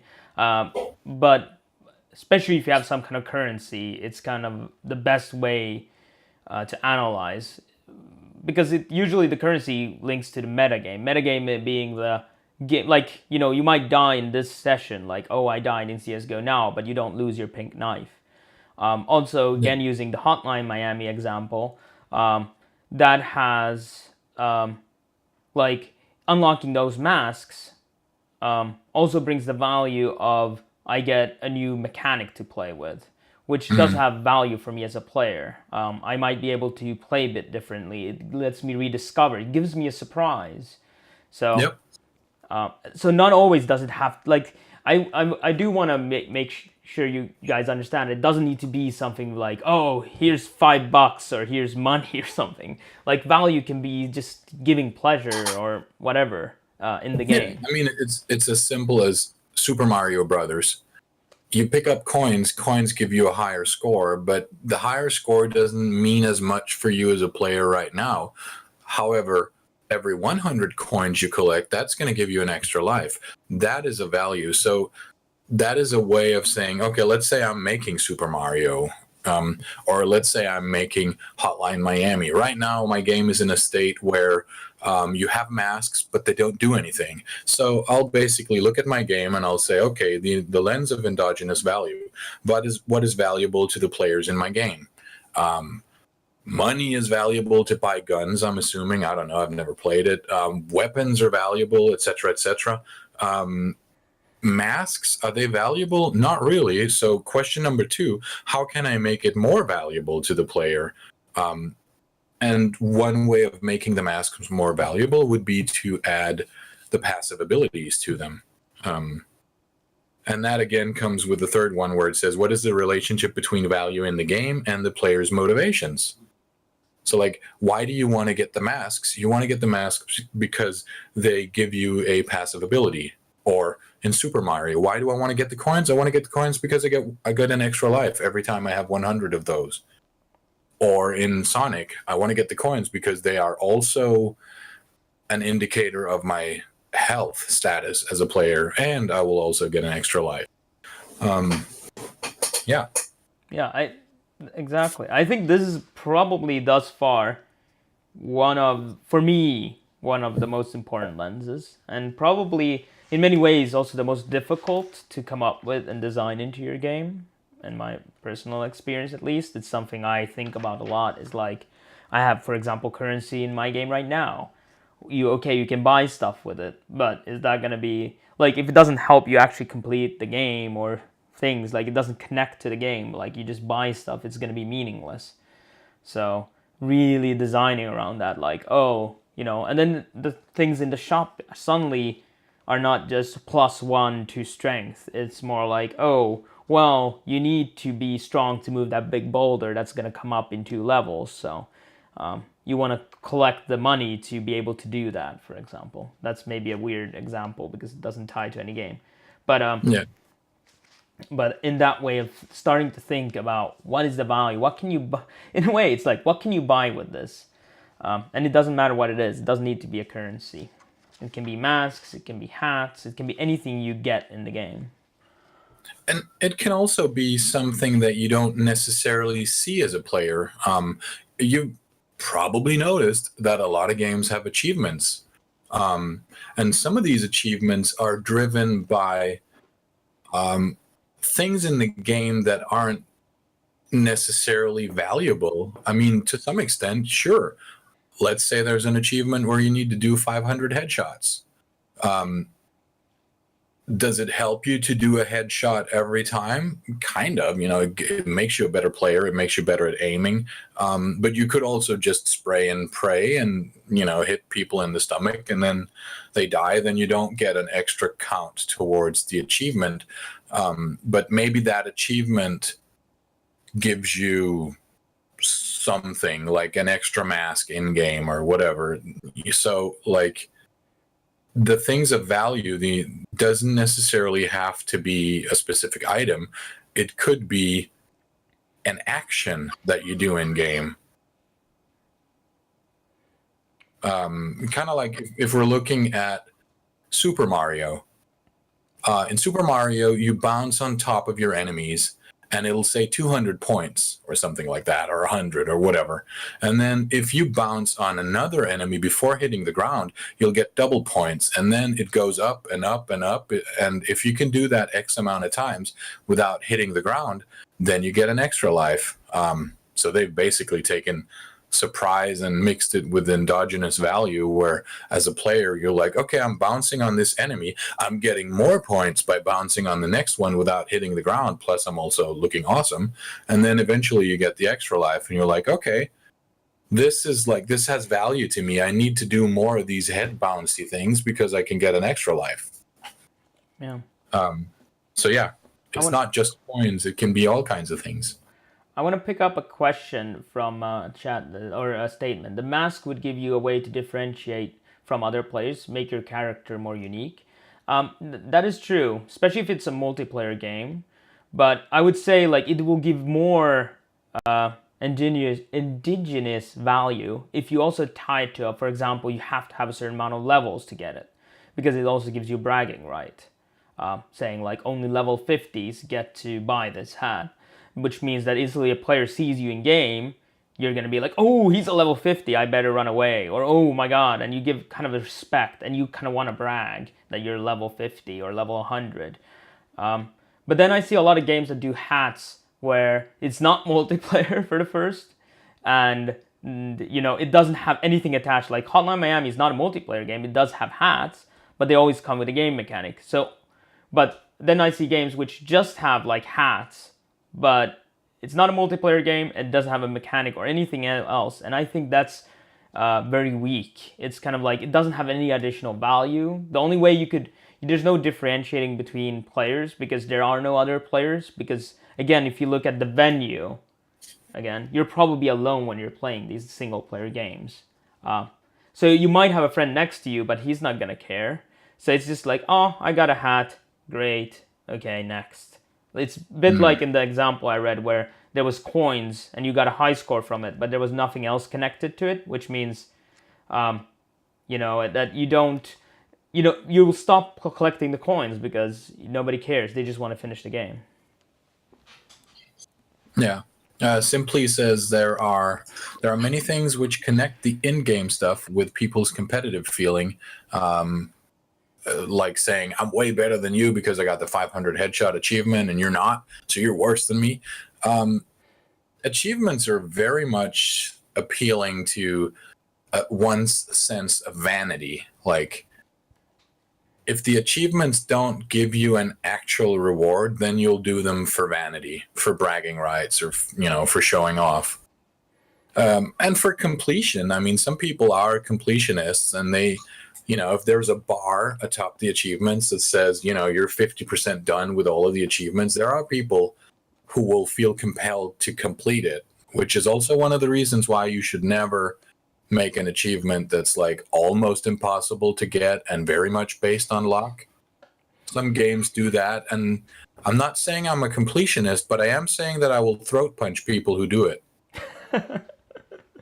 No, I think achievements are great, but it still needs a way to present them in the correct way. Just having them is not enough. You need to also present them with, in the right way. And then there's going to be the players who don't care, like DB's Oatmeal doesn't care. That's fine too. Usually achievements are not part of the core gameplay, so But then, as the designer, you can think like, okay, by putting in achievements, we make players that, value them, like completionists. They're now happy. But then you can also like I said, like I've never been a completionist, but I still want to complete everything in Hotline Miami just because it had a mechanic tied to it. If it hadn't had that, I would never have finished that because I'm not a completionist. So having those different mechanics, and they also changed it so it was really fun to replay levels because you might suddenly be like, let me replay that blind because that was the passive ability you got or something. Just I don't know if there was a mask that made you blind, but it would be cool if there was. Dark Souls achievements, yeah. There's of course the thing where if you have an achievement that's like you're grinding and you're really like, it's a super difficult game like Dark Souls, and then you finally get there and then the game throws you an achievement, you're gonna be like, yes! And that's more about like the surprise again, to kind of surprise the player, to give him the honor and the reward he deserves for achieving something. That is also not to be, skipped over. But then it doesn't, I don't know if that connects to endogenous value. No, well, I mean, in a way it does, but it's outside the game, so it's not really coming from the game. But then again, it is coming from the game because you need to play the game in order to get the achievements. So achievements are kind of like a meta state. I used to play an MMO called Lord of the Rings Online, and they had this sort of achievement system that was tied into the actual game, whereas some of them would unlock new abilities for your character. Like you wouldn't be able to have this particular skill if you hadn't finished this achievement. And the achievement could be something like heal X amount of hit points or defeat X amount of enemies. And it would have achievements linked to every zone in the area or in the game. So there would be zone specific achievements. Like in this area, you need to kill 1,000 trolls to get +1 to something. I don't know if anyone here remembers, but the game called Warhammer Online, it was they stopped making it after a while. It was released and it lasted about a year. But that game also had that system where the achievements are an integral part of the game. Every area has achievements, and by finishing each achievement, it unlocks some sort of feature for you in the game. So the achievements were both an endogenous value as well as a kind of a tutorial, because like you play the game and you get stuff for doing the things that the achievements tell you to do. So yeah. And Nash fan says Warhammer Online was the only game that peeled me away from WoW. Yeah, I loved it. It was unbalanced, it was poorly handled, but it had a lot of really cool things that we had kind of seen in other MMOs, but not as well made. So it's just one of these cases where, you can't have it all.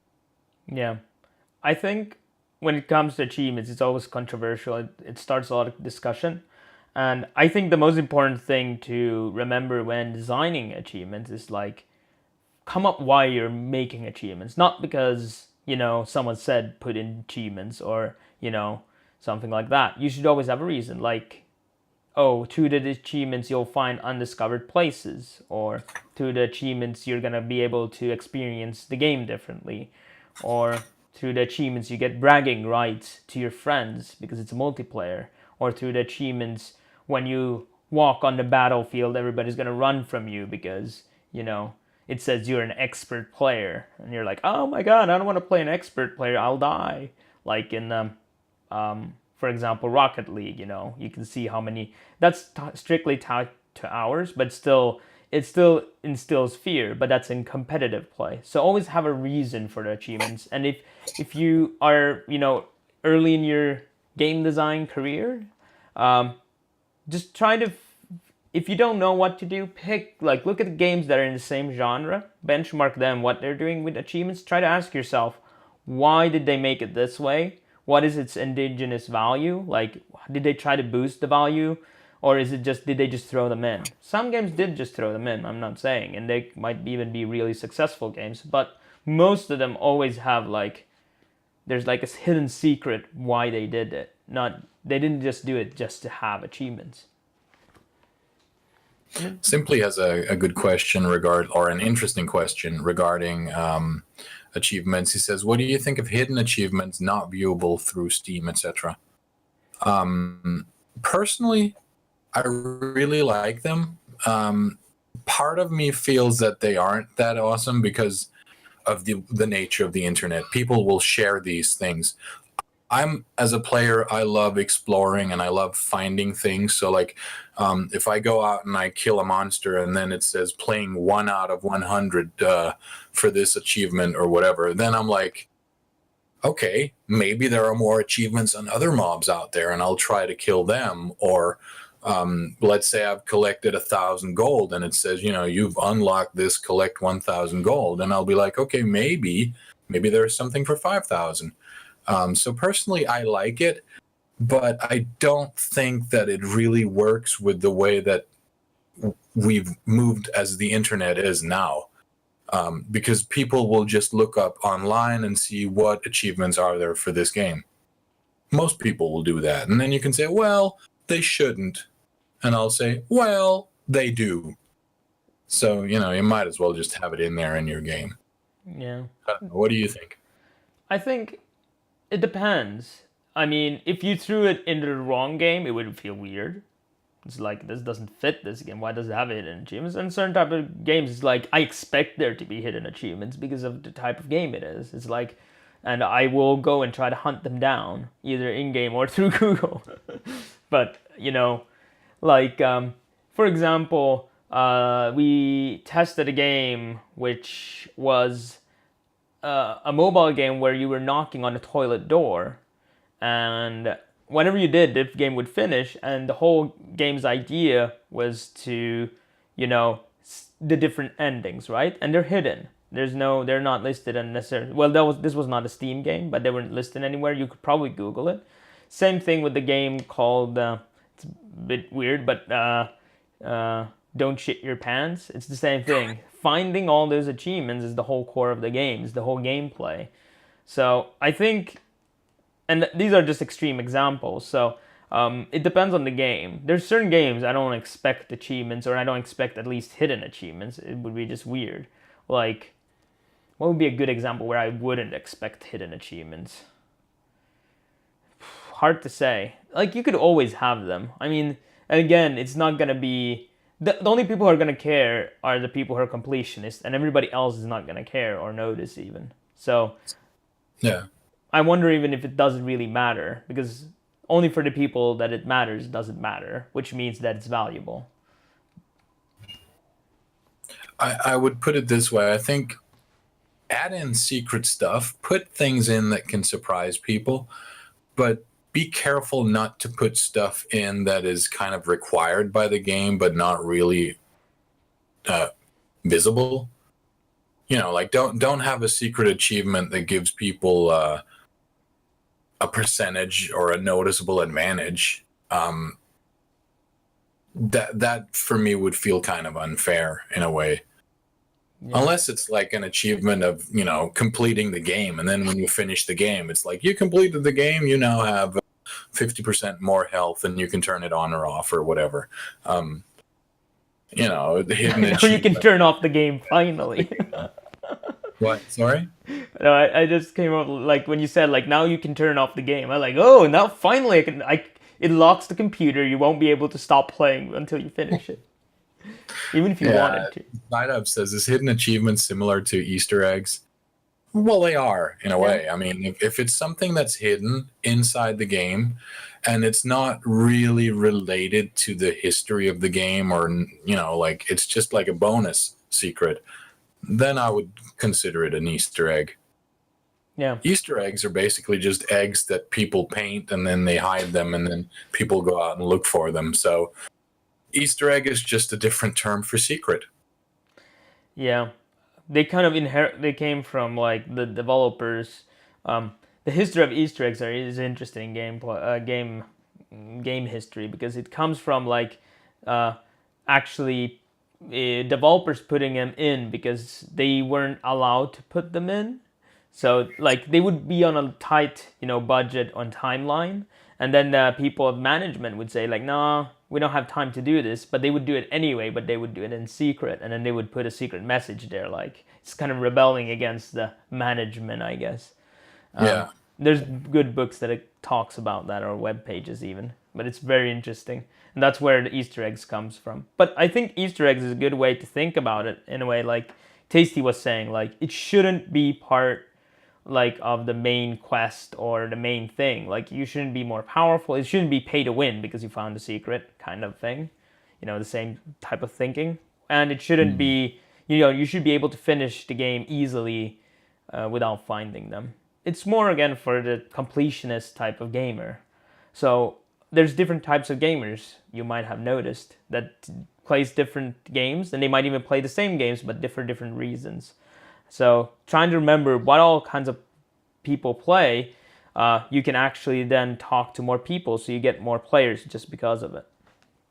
But it depends again. If I was in a game jam game, I wouldn't put in any achievements at all because you don't have time. Yeah. Different endings. Yeah, different endings. Again, different endings I think mostly is for games where the ending matters. So don't start putting in different endings for a game where the ending is just like, this is not the point of the game. Different endings for CSGO makes no difference, point. Like, either one or the other team wins. It's a very weird example, but, Yeah, that was a hard one. Or unless it's like you put in endings depending on how the team won, like you'd have a specific ending for winning with a bomb, a specific ending for stabbing everyone in the back or whatever. Is like you could have the that, knife victory. Yeah, that would work really well in that type of genre, actually. Yeah. Yeah, until you end up in a competitive game with a douchebag who needs the stabbing people in the back with a knife achievement, and he refuses to use anything but the knife because he's like, "But bro, man, I need like the achievement. That's why I'm using the knife, man." I mean, Yeah. everyone has tried to play with an achievement hunter in a competitive setting. Traumas. Yeah, I hate that. Should we move on to the next one? This is really, like that we spend a bit more time on this indigenous value and talking about achievements, which I think relates to it a lot. But we should probably move on to the next one. And I think the last one, which is the lens of problem solving. It is not the last. Well, the last of this chapter. Is that what you mean? Oh, no. Actually, no, it's not. No, sorry. Yeah, this chapter. Sorry. Yes, it's the last one for this chapter. It is lens number 6, the lens of problem solving. To use this lens, think about the problems your players must solve to succeed at your game. For every game has problems to solve. Ask yourself these questions. What problems does my game ask the player to solve? Are there hidden problems to solve that arise as part of gameplay? How can my game generate new problems so that the players keep coming back? I think a big reasoning which you don't hear here is because how he defines a game is a problem-solving activity approached with a playful attitude. That's how Jesse Shell defines a game, which I have to say it's quite a good definition. Yeah. But it does require a bit of thinking because there's a lot of games you start instantly thinking like, am I actually solving a problem in this game? But I think he makes enough of a point that in most games you do solve a problem. Even if in some the problems are a bit less, like more arbitrary. Like in CSGO you're solving the problem of winning to defeat the other team. So you're actively thinking about that problem and you're trying to solve that problem. Yeah. And again, well, in CSGO, you're also kind of thinking about what sort of strategies will my players, my enemies, what are they going to do? And you might have a strategy as a team where your team leader says, we're going to do this, we're going to do that. Your task is going to be to go from A to B. So in a sense, your problem to solve is going to be moving from A to B. So the problem doesn't necessarily have to be a puzzle. The problem can just be solving some sort of task. But with the definition, it's like, it's something that you have decided that you want to do. It's not like your job. Yeah. Although you could take your job and turn it into some sort of problem solving or even a game, like let's say you have to complete a specific task every day and you do it like a bajillion times, then you might internalize that and make a goal for yourself and say, okay, well, how fast can I do this task? How many times can I do it per day? And try to beat your record every day. And maybe, just maybe, your work wouldn't be so boring because you're kind of trying to beat something while doing it. Exactly. Here is a good question or a comment. Was it written before walking sims became popular? I think that it was maybe the first genre, but this has been updated since then. So this is quite new, like last year. So walking sims did exist, but I think it still fits walking sims perfectly because I think you can also play games in a non-game like manner. So I could play CS:GO and just stand there and idle, and I would be playing then the game, I guess, because I have a game running. But I think that's why. So in walking sims, yeah, you could play it with I'm just gonna randomly answer. Then it's not even a game necessarily. It's just you doing an activity. But instantly you're starting to play the game and you're like, oh, I really want to know this. And then you have the dialogue, which you to interact, or you might have a mini game even. You are trying to solve a problem. You want to steer the story in this certain direction. Almost every person who plays those games and enjoy it tries. Like they want, oh, I really want these two people to get together, or I really want to kill that guy, or I really want not this character to die, and you will try to solve the problem of that, and that's why it is an interactive thing. The thing is then the walking sims where you just walk around and you don't walk in the dialogue, you still are trying to solve the problem. Like, what was that called? We were stuck on an island and you just would hear sound clips, like it was shipwreck or something, and you just walk up. It might have a lighthouse or something. I don't remember what it was named. Nadia or Lydia, or I don't know. Anyway, someone in chat might remember what it was named. But in that game, you would just hear sound clips, and they would tell like snippets of a story. So the problem you're then trying to solve is to piece together the story to make sense of it. So I think that it still applies, but it definitely kind of hinges on the willingness. Like there's, of course, things that couldn't fit into this definition, but then you have to question, is it even a game, of course. I don't know. What do you think, Tasty? I haven't played the particular game that you're talking about, but I'm very particular when it comes to these games. I absolutely hate playing the artsy fartsy things, and they take a puzzle game and they just reskin it into something fancy, or it's a walking simulator. I don't consider that to be a game. You're using the keys to move around, but it's like you can't really do anything. You're just observing things around you. People like it. Some people like it, but in that way, I feel very distanced because I'm more of an old school arcade type of person, where I'm like, I have buttons, I click stuff, and I shoot it or collect it or avoid it. So I'm probably not the best person to ask when it comes to these simulator type things. Also, a game like the Goat Simulator game, where you basically play a game with a bunch of weird bugs and people call them features. It's like, I don't get it. I understand why some people think it's fun, but it just doesn't work for me. I don't know if that answers your question. Yeah, it probably doesn't. I think that also, like even in the scientific community around games, there's a large discussion: are sandbox games actually games? And all of these things there's not necessarily a straightforward answer.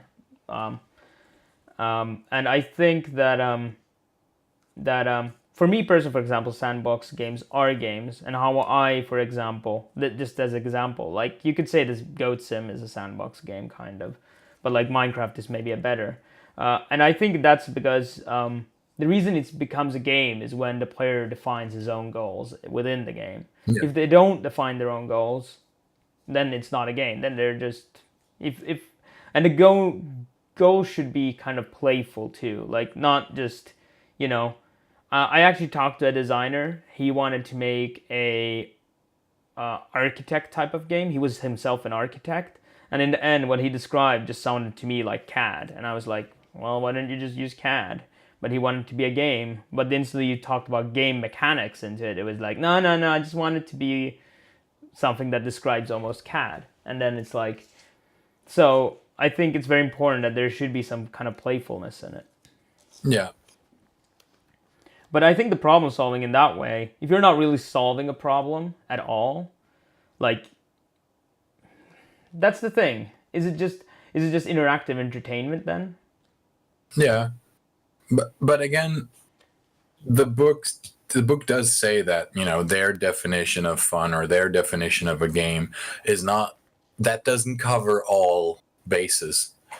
And I think that kind of, that's where a game like that walking simulator thing with the old lady benches and stuff, for some people that's a game, that's it's good enough for them. It just doesn't work for me. Yeah. Because I've seen a lot of sandbox games where, the sandbox games do have some sort of limits and boundaries. It's not like you can go into the game and then I just want to look at the sky. It's like that. Nobody does that. Yeah. So, actually, there are some limits. yeah, and actually this is a bit different subject, but like that staring at the sky, it's actually why reason a lot of games aren't fully sandbox in the beginning, because you kind of have to give a player direction in the beginning. Actually, it's been found that if you just throw a player into a sandbox game, a lot of the time they will stop playing because they don't know where to go. There's too many choices. To help along, actually, to them to make the first choice is super important. And that maybe is by doing that you're like, hey, why don't you do this? Might actually the thing that differentiates it from being, a CAD software from being, some other sandbox game where you're building. For example, Garry's Mod, for example. Then again, Garry's Mod in itself, I don't feel like is a game. I think it's just you can build games and you can have game within the game. So it's kind of a game within the game. So you create the game within the game. It just uses Garry's Mod is like a toolkit. Yeah, it's a toolkit for the source engine, right? Yeah. So you in itself, I could just use it to build architecture too. I mean, it just has physics, just like a game engine. But once you actually invent the rules, then it becomes a game. It's a bit like me going to the playground, even if it has like, you can build sand castles, doesn't make it instantly a game, but instantly I say to a friend like, hey, you can't touch the ground, then it becomes a game. The floor is lava. Yeah, exactly. Don't step on the cracks or whatever. Whatever you say. You set up the rules and suddenly it's a game. Yeah. Wasn't Sim supposed to be an architecture sim? I don't know. It kinda is, but that's definitely a game because you have to keep the guy alive, which is not part of architecture. Well, you don't have to. You can also let him die. I mean, it's all up to how you want to play it, I guess. Which is again kind of a sandbox way of seeing it. Do you want to take questions and then we move on to lens number 7 after that? Yeah, sure. Let's look. Do we have good questions? Maybe we can read up no questions. Perhaps they are good. Perhaps they are not. You shall be judged. No. Yeah. No, we don't. You can ask anything. There are no stupid questions. Only stupid answers that we can give you. Let me read up. There's a lot of. Again, we apologize for not catching every comment or saying hey, hi to everybody. We try to keep it rolling forward because there's so much to cover, and also kind of so. But we will take questions and we will read what you say. Let's see here. Juki says, wasn't The Sims supposed to be an architecture sim? And then says, Wikipedia said it was supposed to be just architecture sim, but they decided to make it into a game. That's interesting because I know that they kind of based some of the ideas of The Sims and the characters moving around. They based some of that on a really old Commodore 64 game about this weird little guy who lived in a house and he walked around, and I don't remember 100%, but I think you were able to put things inside of the house or something. You couldn't control the guy. It was like one of the first games where you controlled the environment to some extent, but not the actual character. And I heard, I think I might be wrong, but I heard in an interview like ages ago that that's what they were trying to go for, that sort of feeling of being able to influence the characters through manipulation of the environment, which is to some extent what you do in Sims. It's also what you do in the game called Majesty. That was also one of these fantasy city builders. Yeah. I'm reading up here.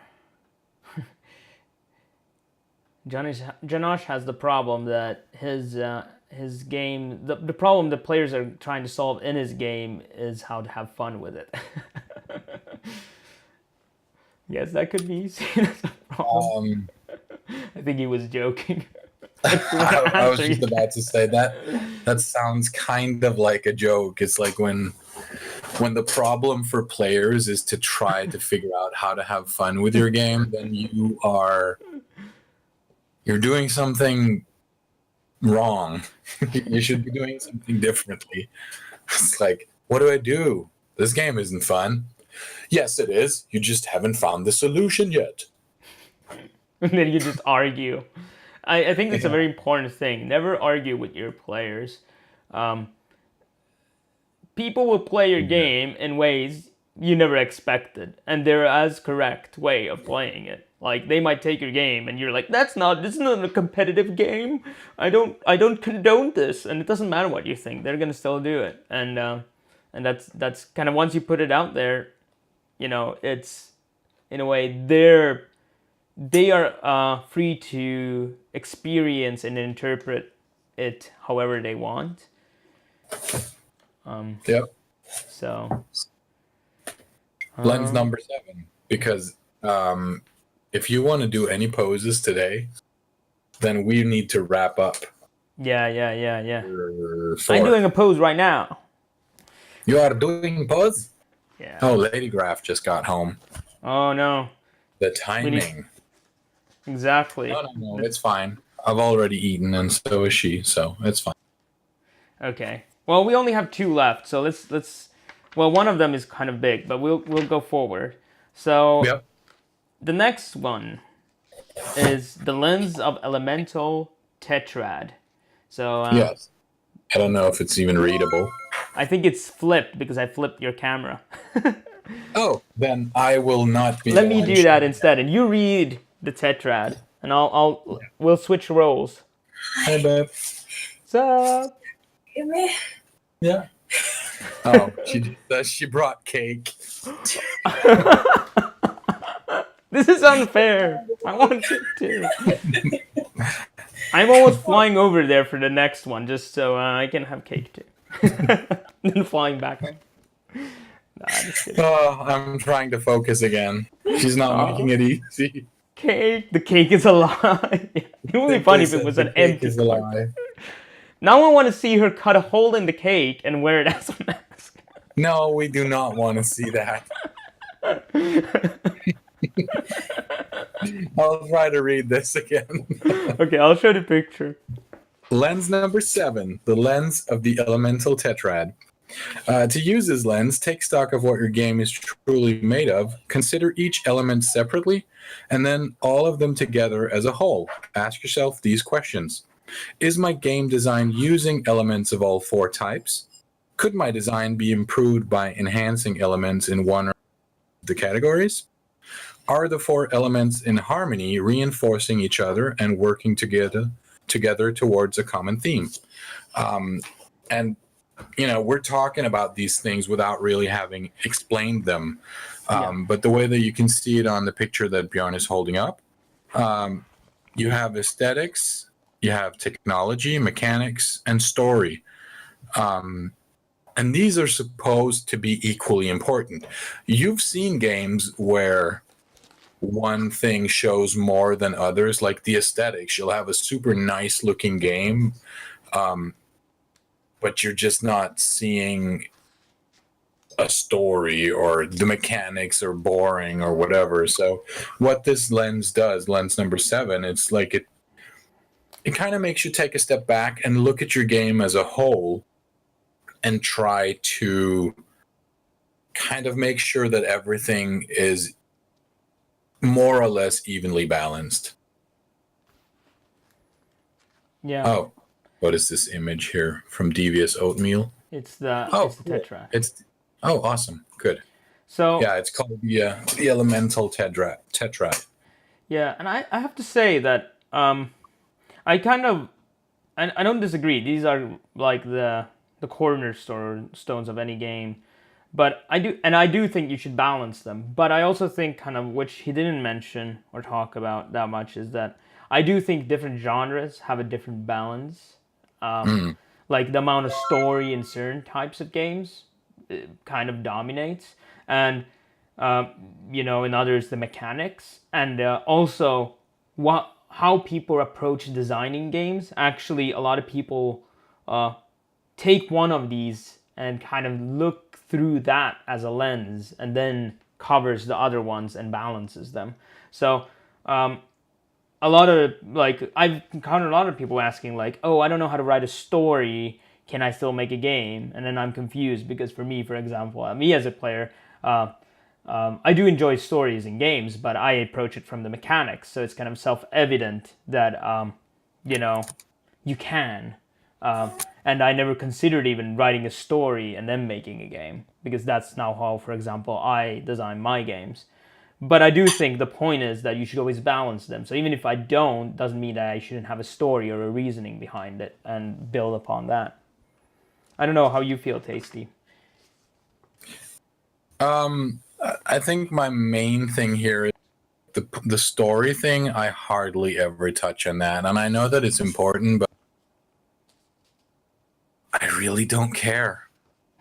I mean, I really don't care about story, and I think it has to do with how you view games. And part of me is like, I don't care if that sword looks like a fish. I'll use it because the stats are good. It's like when I started playing online games, they were text-based.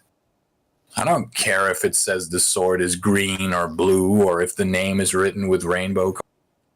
I just look at the stats. And so that, in that sense, I'm very, very, very affected by this today, which is kind of weird because I'm sort of an artist. I like to do stuff that, has that instant cool factor, but story, it doesn't feel that important to me. And I'm not the kind of person who will, get invested and be all like, oh, they kidnapped my girlfriend in the game, so now I have to go get her. Or, oh no, the character that I have been traveling with just died, so now I really want to kill that evil guy. No. But it was kind of annoying. He kept lagging behind. But don't you think, like, for example, right now you're developing a RPG or like a hack and slash type of game with hack and slash. So I think what this is trying to say is like, yeah, even if the story is not the main driver, you should still kind of have it in a way. Like, not spend like 600 years writing this thick screenplay about how every character relates, but still, like, even Mario kind of has an attempt to story. Even like, I think even what was his example? Was it Space Invaders? Yeah. This character But, I mean, here they that have I an abstract recognize. story. They have an abstract story. Like they mentioned, maybe it could have been drawn with a triangle, but they drew aliens, and you can kind of relate to that. Yes, that is the Space Invader. So yeah, it's kind of a story. So I think that's why it is valuable as a lens is to kind of remind yourself, because people, you either go through the aesthetics, the mechanics, or the story, or even technology. Some people just want to develop technology, is to remind yourself of these other tetrads. I'm not sure if she's drunk. I She don't might know. be. I'm No. scared. Is No, she gonna wear the she said cake? she's not drunk. Ooh. Corn. Oh, it looks Ooh. really good, and it smells really good too. It would be funny if I could grab it from here, right there, No, and then I actually could get it. crazy cake. That has like, Ella made it. She baked it. oh, her friend Oh. made it. Yeah. It's like Oreos and Oh my god! Chocolate cake with It's- Oreos yeah. and You're not gonna have to eat for a week Chocolate. after that. that's God. crazy. Yeah, now you know why I look like I look. That looks amazing, dude. I would. My God, we don't have that kind of thing here. Just went to her friend's place, and her friend made that one. And yeah, I want to answer Janosh fast. He's asking, will there be streams with more than you two, like guest readers? For sure. Of course, I would say it's more like it would be for typical, like now, like suddenly middle of the book having a guest speaker would be weird. But like when we have a smaller book or something like that, we can change it up for sure. When you're tired of listening to us, we'll throw in some surprises. yeah. When I'm too fat to fit in the frame, I'll be replaced by someone who doesn't get cake and stuff every Sunday. No, I need to start getting cake here then. Like then I just and you're on a cake diet, and then we could switch over Yeah, every half year. I haven't even eaten the cake yet, and I'm starting to sweat just thinking about the diabetic coma that I'm gonna get. She didn't even leave the cake for you. That was mean. She's like, you have to come here to get it. No, it's No, well, I can't eat while I'm on stream. good. That would be crazy. Let me see here. But yeah, so for me, we're on like chapter 4. Chapter 4 is basically describing what games consist of, and that kind of leads back to the previous chapter about the vocabulary, like what are games, what do they consist of, and how can we describe them to each other. Are you laughing? Yeah, I'm laughing at Janosh. No, go ahead. If you wonder Oh, why it's I'm good. all the time laughing, it's because I'm reading chat. So if you're watching the VOD, this is the reason you need to be here. Yeah, exactly. You want to have real-time laughs. Yeah, you don't want to be And when we why were he's doing the giggling like a countdown girl. today, I noticed that I was actually only like 6 or 7 seconds behind Bjorn. Oh, not 6 and 7 Yeah. months. That's interesting. Yeah, it was This is a almost lie. real. I really like this, by the way, this beginning of this chapter, when it says, when my daughter was 3 years old, she became quite curious one day about what different things were made of. She ran around the room excitedly, pointing to things, trying to stump me with her questions. Daddy, what is the table made of? Wood. Daddy, what is the spoon made of? Metal. Daddy, what is the toy made of? Plastic. As she looked around for new objects, I turned it around on her with a question of my own. What are you made of? She paused to consider. She looked down at her hands, turning them over, and studied them, and then brightly she announced, I'm made of skin! And for a 3-year-old, this is a perfectly reasonable conclusion. As we get older, of course, we learn more about what people are really made of, the complex relations between bones, muscles, organs, and the rest. Even as adults, though, our understanding of human anatomy is incomplete. Can you point to your spleen, for instance, or describe what it does or how? And this is acceptable for most of us because we generally know enough to get by. But we expect more from a doctor. A doctor needs to know a doctor needs to really know how everything works inside of us, how it all interlates, and when sometimes something goes wrong, how to figure out the source of the problem and fix it. And of course, as a game designer, you're the doctor of games. So I really like that chapter, because I think that that's kind of something a lot of, when you get into game design, people struggle with, is like they have a lot of questions. And then they, like, they're like, oh, I played a lot of games. I played it for 30 years, games every day for 24/7. And that's the reason you're not a doctor. You haven't gone through the study of it yet. And I think these type of books is the reason it's good to read these, because you get a deeper understanding what are games built of, even if it doesn't change anything else. There's a reason why people come here to you, Bjorn, and ask you, what can I do to make my game, quote unquote, more fun? Or like, people are saying that my tutorials are boring. Why? It's like, when you read these books, when you spend time analyzing games, analyzing the experience that people are having when they're playing the games, that gives you tools that you can then use to kind of diagnose problems. Like, you'll look at a game and you'll be like, yes, that is a broken intro. I suggest that we put it in a cast, and you just rest for 3 weeks while you develop a new tutorial. Make sure it has a structure. Make sure that it doesn't tell the player what to do, but shows the player. And you'll be fine. Your game will be walking again soon. Carry on. I want you as my doctor now. You're hired. I'm just going to break your legs. Sounds like fun.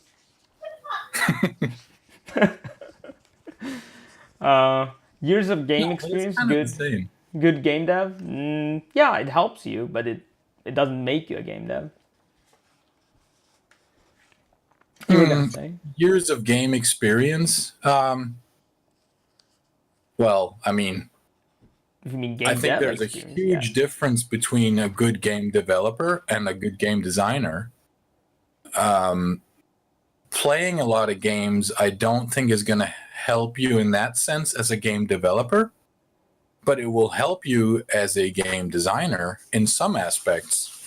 But you still need to kind of figure out what it is that, like, okay, so I've played a ton of Super Mario. I know that this feels good. I know this feels bad. I know they tried this and that didn't work, and et cetera, et cetera. But that only really helps with that genre. And if you've never played a bunch of different games, then you might not be able to see the link between Super Mario and CSGO. And that's kind of where these books come in, and where just plain old discussion comes in, because it's like you'll be able to talk to other people and figure out what is it that links these games together, and how can I develop a kind of language that allows me to talk to Bjorn about a game design idea that I have. I think a cat just ate cake or something. Ooh. That video needs to go up on YouTube. There's not enough cat videos yet. Not of cats eating cake. Yeah, it's just a different thing. It doesn't hurt. It's not like, oh, because you played a lot of games, you can't be a game designer. But it's more like just it doesn't. It's not the whole picture. It's just very small part of it. It just gives you reference. Even if you watched a lot of movies doesn't mean you can direct a movie. Just because you read a lot of books doesn't mean you can write a book. It's gonna help you. It's gonna give you insight, and you're gonna have a lot of reference where you're like, I have this problem. Oh, I played 100 million games. It's this problem I know these 30 games solved, so I can take a look at them and then analyze them. Yeah. Yeah, reference and experience is what you're going to get from playing games, or watching movies, or reading books, or traveling up a mountain. Yeah. And the thing is, you could travel up a mountain, and that could also be as valuable as to play a lot of games because you get a different experience. You might bring something novel into the game industry or the game you're making, which people who only play, the popular games, for example, won't have. And then they're stuck in this, like, can only make this genre. I don't know what else because I don't have anything else to kind of build upon. Yeah. So, like, I think Arash says a lot is back in the day in streams was like, any experience you have, even professional, like even if you worked as a cleaner, it's gonna help you. Even if you worked if you've been a store manager, even if you've been a teacher, even if you've been, whatever you've done, like network admin, anything and everything will help you. But it doesn't take away the necessary time for you to level up your game design skills. There's nothing you can do except make games to help you learn make games. And that's why game jams and all these are so important. And that you also just design a lot of games. There's no there's no substitute for that at all. Yeah. Yeah, Devious Oatmeal says experience does not make a master. Application of that experience makes a master. Practice makes perfect. Yeah. And Janosh, using your experience. Janosh is asking, would you say that video game magazine editors would be better game designers than hardcore gamers? It's so personal, and like you said, you need to have your own experience of making games. A lot of the benefit as being a video game magazine editor is that you probably both play games and analyze and talk to game devs, which only a hardcore gamer wouldn't have the opportunity to make. So you might have a wider range of experience. Especially as an editor, you probably also might be able to run a team, so managing skills, especially which can come in outside of the game in how to run the actual game development, but also in the game if you're making, for example, a managing game where you need to manage things. Suddenly you have experience to know how managing works, So even taking a walk will help you. You will walk, you'll go out there, and then you'll come back home, and then 5 days later when you need to draw a tree, you're like, when I was out on a walk, I remember this awesome tree. What if I kind of took that as a reference or inspiration? So anything can be like helpful. Yeah. And about that thing where Janosh says, would you say that video game magazine editors would be better game designers than hardcore gamers? I would say that the type of skills you'd take from being a video game editor to becoming video game magazine editor to becoming a game designer is that as an editor, you kind of know what sells. So you have a better grasp and a better understanding of what do people want based on the experiences you've made writing and selling a magazine that talks about games. Whereas if you're a hardcore gamer, as you probably know if you've played games, hardcore gamers are a very particular type of people. They have a very particular type of opinions as well. Like, they will literally say that a game is bad because it became more mainstream. But if you look at it from a monetary and economic perspective, then a good game designer would not make a game that caters to his hardcore audience if he has 20 times as many casual players. Then he would change his game to better suit the majority of his player base. You see it all the time in MMOs. You see it all the time in a lot of competitive games. For instance, the latest Street Fighter. The latest Street Fighter is getting a lot of bad rep from professional gamers because the professional Street Fighter gamers feel that the latest edition of Street Fighter is actually being quote unquote dumbed down. It gives you more time to react to specific things. I don't know the details 100%, but I do know that a lot of them don't want to play it because it's too easy. But then there are a lot of people who are not super great at the game who think it's freaking awesome. this might not be the best example because I know they're just doing it because they want to make more money and they know that hardcore gamers don't give you money. Casual gamers give you money, or normal, quote unquote, normal gamers. Yeah, and also another benefit of being a game magazine editor is that you have journalist connections, so you can get probably visibility you couldn't get otherwise. So that's a straight like no-brainer right there. Yeah, hardcore gamers don't have friends. Everyone knows that. True. Sorry. I used to be a hardcore gamer. Now I'm just old. Now you've gone soft. Yeah, I'm soft now. It's the cake. The cake. Well, there can be a benefit if you're hardcore enough to be a professional gamer. You might also have connections into, have a following.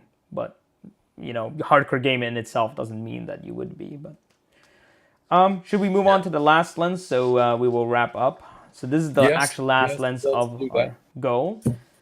But really quickly, Yep. I just want to take Simply's question. He says, are there any known games which change dramatically on people's opinion?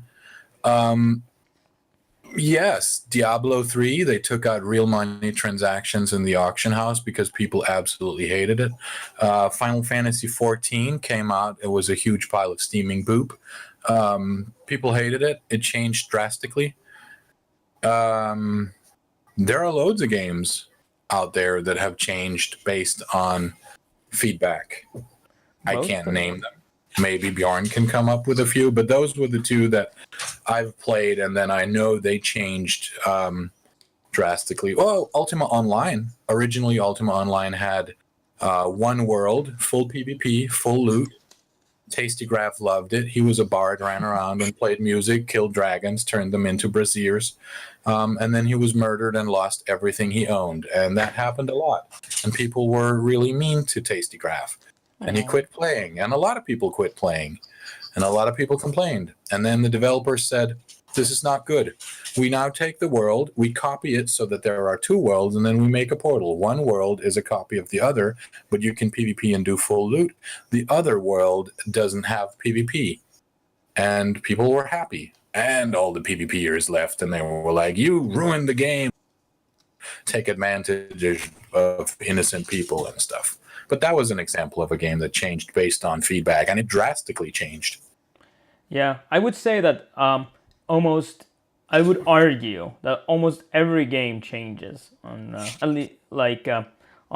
people's feedback. The difference is that there's a lot of game companies that just release it and then they hit the public opinion once they release it. But then the smart companies, they actually have like closed betas, closed alphas, and open betas, open alphas, and they'll fix these problems before it goes out to to the stores. So of course there's games also that don't take any opinion, like doesn't do either of them, and they're still amazing. But I would say in general rule, really, like Blizzard, I think, for example, most Blizzard games are really good when they come out. Not all of them, like as we said in the example previously, but most of them. And that's because they do a lot of testing before. And that's when they listen to the opinions and change the game. And that's why I try to say, like, test early, test often, and with other people, because instantly your thing hits people, it's going to change because of their opinion. And in most cases, they're right. There's things where they're not, or maybe you did a decision because of, a business thing, like we just had example with, where they made it more casual because they wanted to earn more money, which then can fund more games. Maybe usually the developer, even like the people actually programming the game, don't agree with it, but they still have to do it because they have to earn a living. So I would say that in most cases they actually do. It's just, is it visible by everybody or is it not? And that's the worst thing, is if it goes out, you haven't tested, or even if you have tested, you've tested it with the wrong audience, and then it hits the markets and then everybody hates it, and then you have 1,000 negative reviews, and then, then you dread opening your forum. Oh, we're getting a different view now. Would any Kickstarter funded games take heavy opinions from their founders? Of course they do. They're usually very visionary, or try to be at least, and it usually, even to the extent where a lot of people, like I've seen a lot of Kickstarter, not a lot of people, I've seen a lot of Kickstarter projects where they had a really strong vision, but when they hit the opinions of people, then they kind of struggle to deal with it, and then it didn't do too well. Sorry, I'll focus now. It's just my keyboard is out of the way. This stream is I'm pay to win, yeah. Thanks for the bits. All You're those welcome. bits will be used to buy your next book, Tasty Graph. Next book. Tasty needs a new Yeah. microphone, I think. I already have the next book. Yeah, But the no, next I'm- after that. I'm gonna need a new computer, I think, if this doesn't work out, or a new microphone. I don't know. What the heck's wrong with it? But yeah, we'll figure it out. That's for another time. But yeah,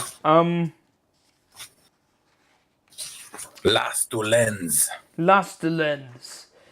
The lens of holographic design. That sounds fancy. Yep. To use this lens, you must see everything in your game at once. The 4 elements and the player experience, as well as how they interrelate. It is sensei. Oh yes, it is acceptable to shift your focus from skin to skeleton and back again. But if it's far better to view your game and experience holographically, ask yourself these questions. What elements of the game make the experience enjoyable? What elements of the game detract from the experience? How can I change the game elements to improve the experience? Opinions? Chat? Tasty? Everybody? I feel that this lens it's really vague. It's like, what elements of the game make the experience enjoyable? So what? Let's go with Super Mario Brothers 1. I like jumping. I like bouncing. I like that it's a variable jump. I like the sounds. All of these things are kind of part of the aesthetics and the mechanics. What elements of the game detract from the experience? Hammer Brothers. I really hate Hammer Brothers. Did they actually How add can we because make of them? Let's just pretend that Hammer Brothers didn't jump. You know, it's like, okay, how can we make them less annoying? Well, we can make them jump and hop up to other platforms or something. Again, like I said, it just feels a bit too vague, this lens. Yeah. I also think like the lens of experience or essential experience or what it was called.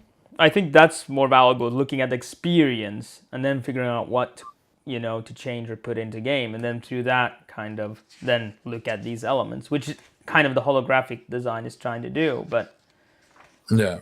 it kind of feels like, in many ways, for me, it feels like the same lens, even if it is a bit different. Hammer Brothers. I love that. Yeah, it's hard to say. I mean, the skin is, of course, the thing that people see, so it's kind of the surface. And then you have the more, like the skeleton, which is everything that lies underneath it. But Yeah. yeah, it's hard. Like, I'm trying to think, like, how would I use this lens? This is where it would be nice to talk to Jesse. Like, these questions kind of don't explain it too well. Like, it's very important to look at the holistic experience, not just but you could just say that in the experience, the essential experience lens. Yeah, I think the issue with this particular one is that it does finish off saying, in future chapters, we will say much more about the elements that make up a game. Now let's turn our attention to the reason these elements need to work together. So this is a case of one of these lenses where I'm thinking, this one doesn't really make sense based only on what I read in this chapter. So it'll make more sense after I read the next chapter, maybe. Yeah, Stay tuned and find out next week. exactly.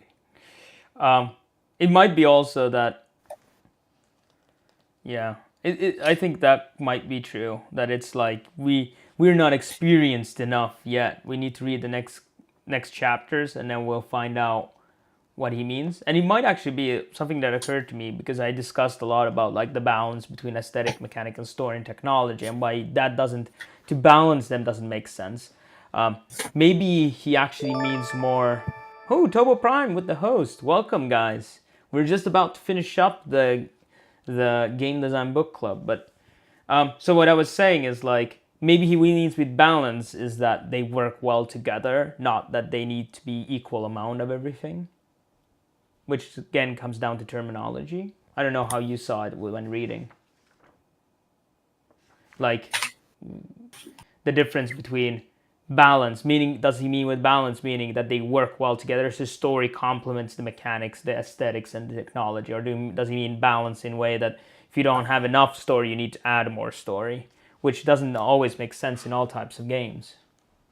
I think they mean from the first perspective of having things kind of in equal portions, but again, it's like you could easily have a game that doesn't necessarily have a story, a game that's very abstract, but is still fun, has mechanics, has an aesthetic, like a lot of the catch-up games. They are super simple, minimalistic graphics, low colors. They're fun games, and there's very little story. You could have a game like Flappy Bird. Super short story about a bird that's not allowed to hit the pipes. It's like, does it need more story? No. I mean, did it even need the aesthetics? Not really, but it helps because it created a lot of buzz. Like, yeah, he stole the Super Mario pipes, and people started talking about that. Yeah, I would say that how I would interpret balance, if I would say someone like balance all four of these tetras, which we can show again for the people who just joined, which is aesthetic, mechanics, story, and technology.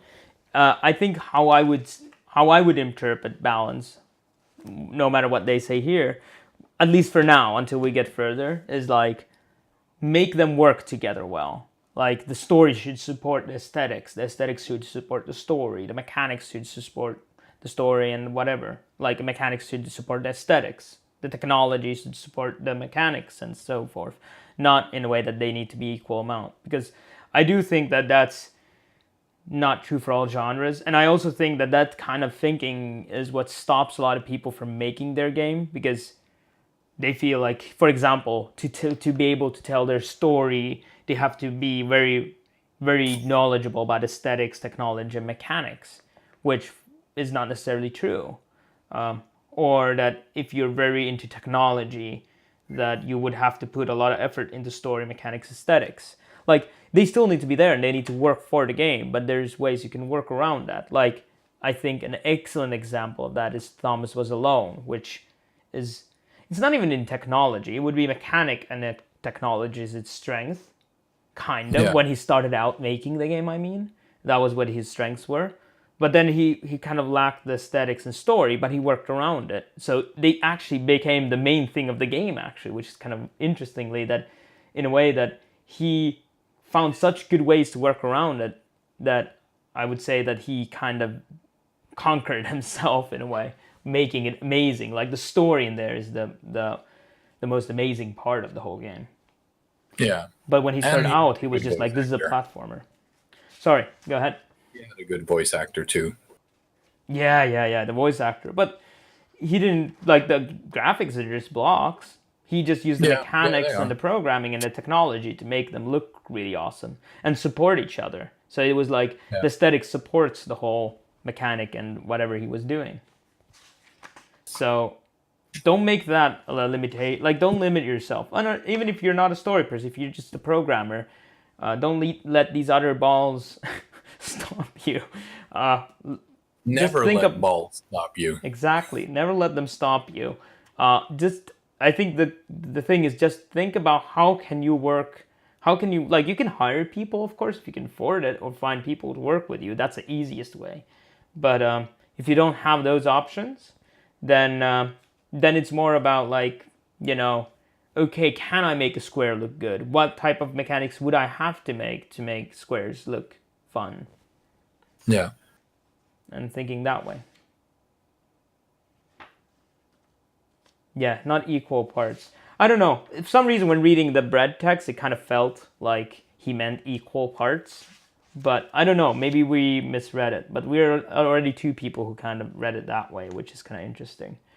But that's the thing. It's so important what type of words you use and what terms you use. It might be that he actually meant all the time this balance of, like, that they work well together.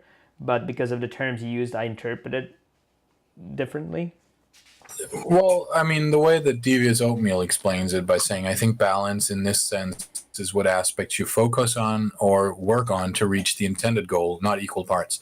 I think that makes very much sense because let's say you want to make a very story-driven game. Well, then obviously you're going to need a lot more emphasis on your story. If you're making a text-based game, then perhaps technology and to some extent aesthetics won't be that necessary, where mechanics and story can be more important. So I guess whatever goal you set out to aim for in the beginning, that's kind of what you're trying to aim for.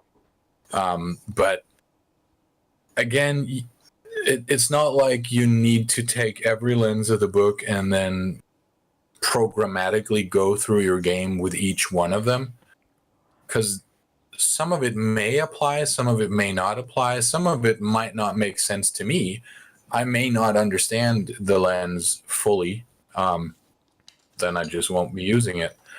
In my opinion, using some will be better than using none, if that makes sense.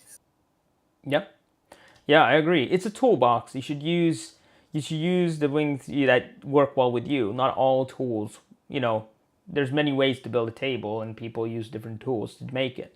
And that's what you need to do. And it might be that sometimes also I've noticed that sometimes something that doesn't make sense now makes sense later. So having that knowledge makes you realize later, like, oh, that's what it meant, or that's how it applies. Now I need it. There's also timing for that kind of thing. Like some of these are only like, some of these lenses or tools are valuable at the beginning of a development and some are later for sure. So, you know, it's a bit weird to think about the platform or venue, for example, at the end of games. You would think it in the beginning, and that's when thinking about venue, for example. It's lagging so much. My cake now. Yes. So, thank you everybody for listening in. I covered 3 chapters and Tasty 2. Sorry. There's Oh, cake coming. she's watching the stream from her phone in the living room. That's how much she misses you. Aww.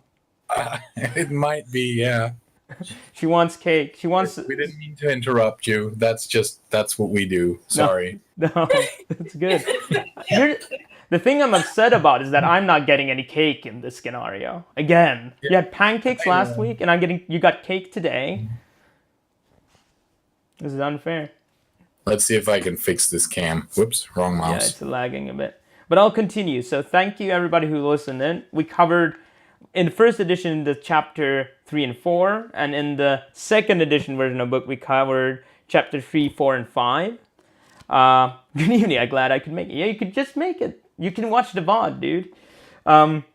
So this will be out as a VOD, so you can rewatch it. And also, I will post in the Discord. So if you join our Discord, there's a book club Discord, and you can actually read the lenses from there. So I have the lenses from chapter 1 and 2 there now, and I will update them with the new lenses we covered. So you don't have to watch the VOD every time. We will be back on Sunday, and I would suggest we continue with 2 chapters. Does that sound good, Tasty? Yep. So chapter 5 and 6 for next week? Exactly. Or 6 and 7 for second editioners. And okay. because they go a bit different pace. And what else could I say? Join us then.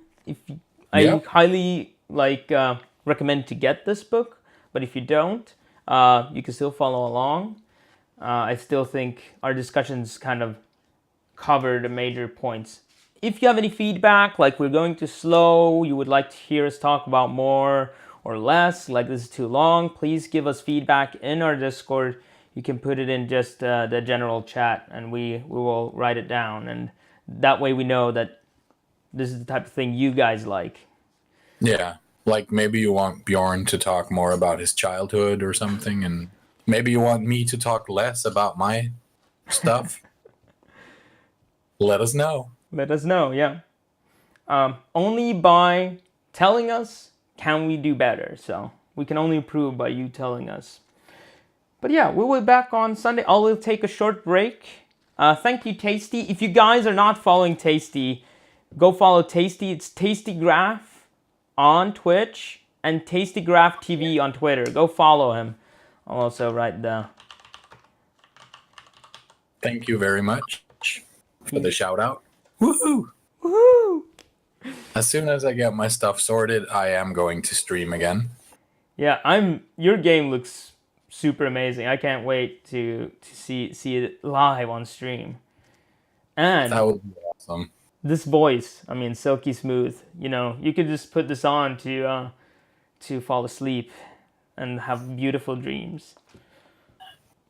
Now he's turning red. Word.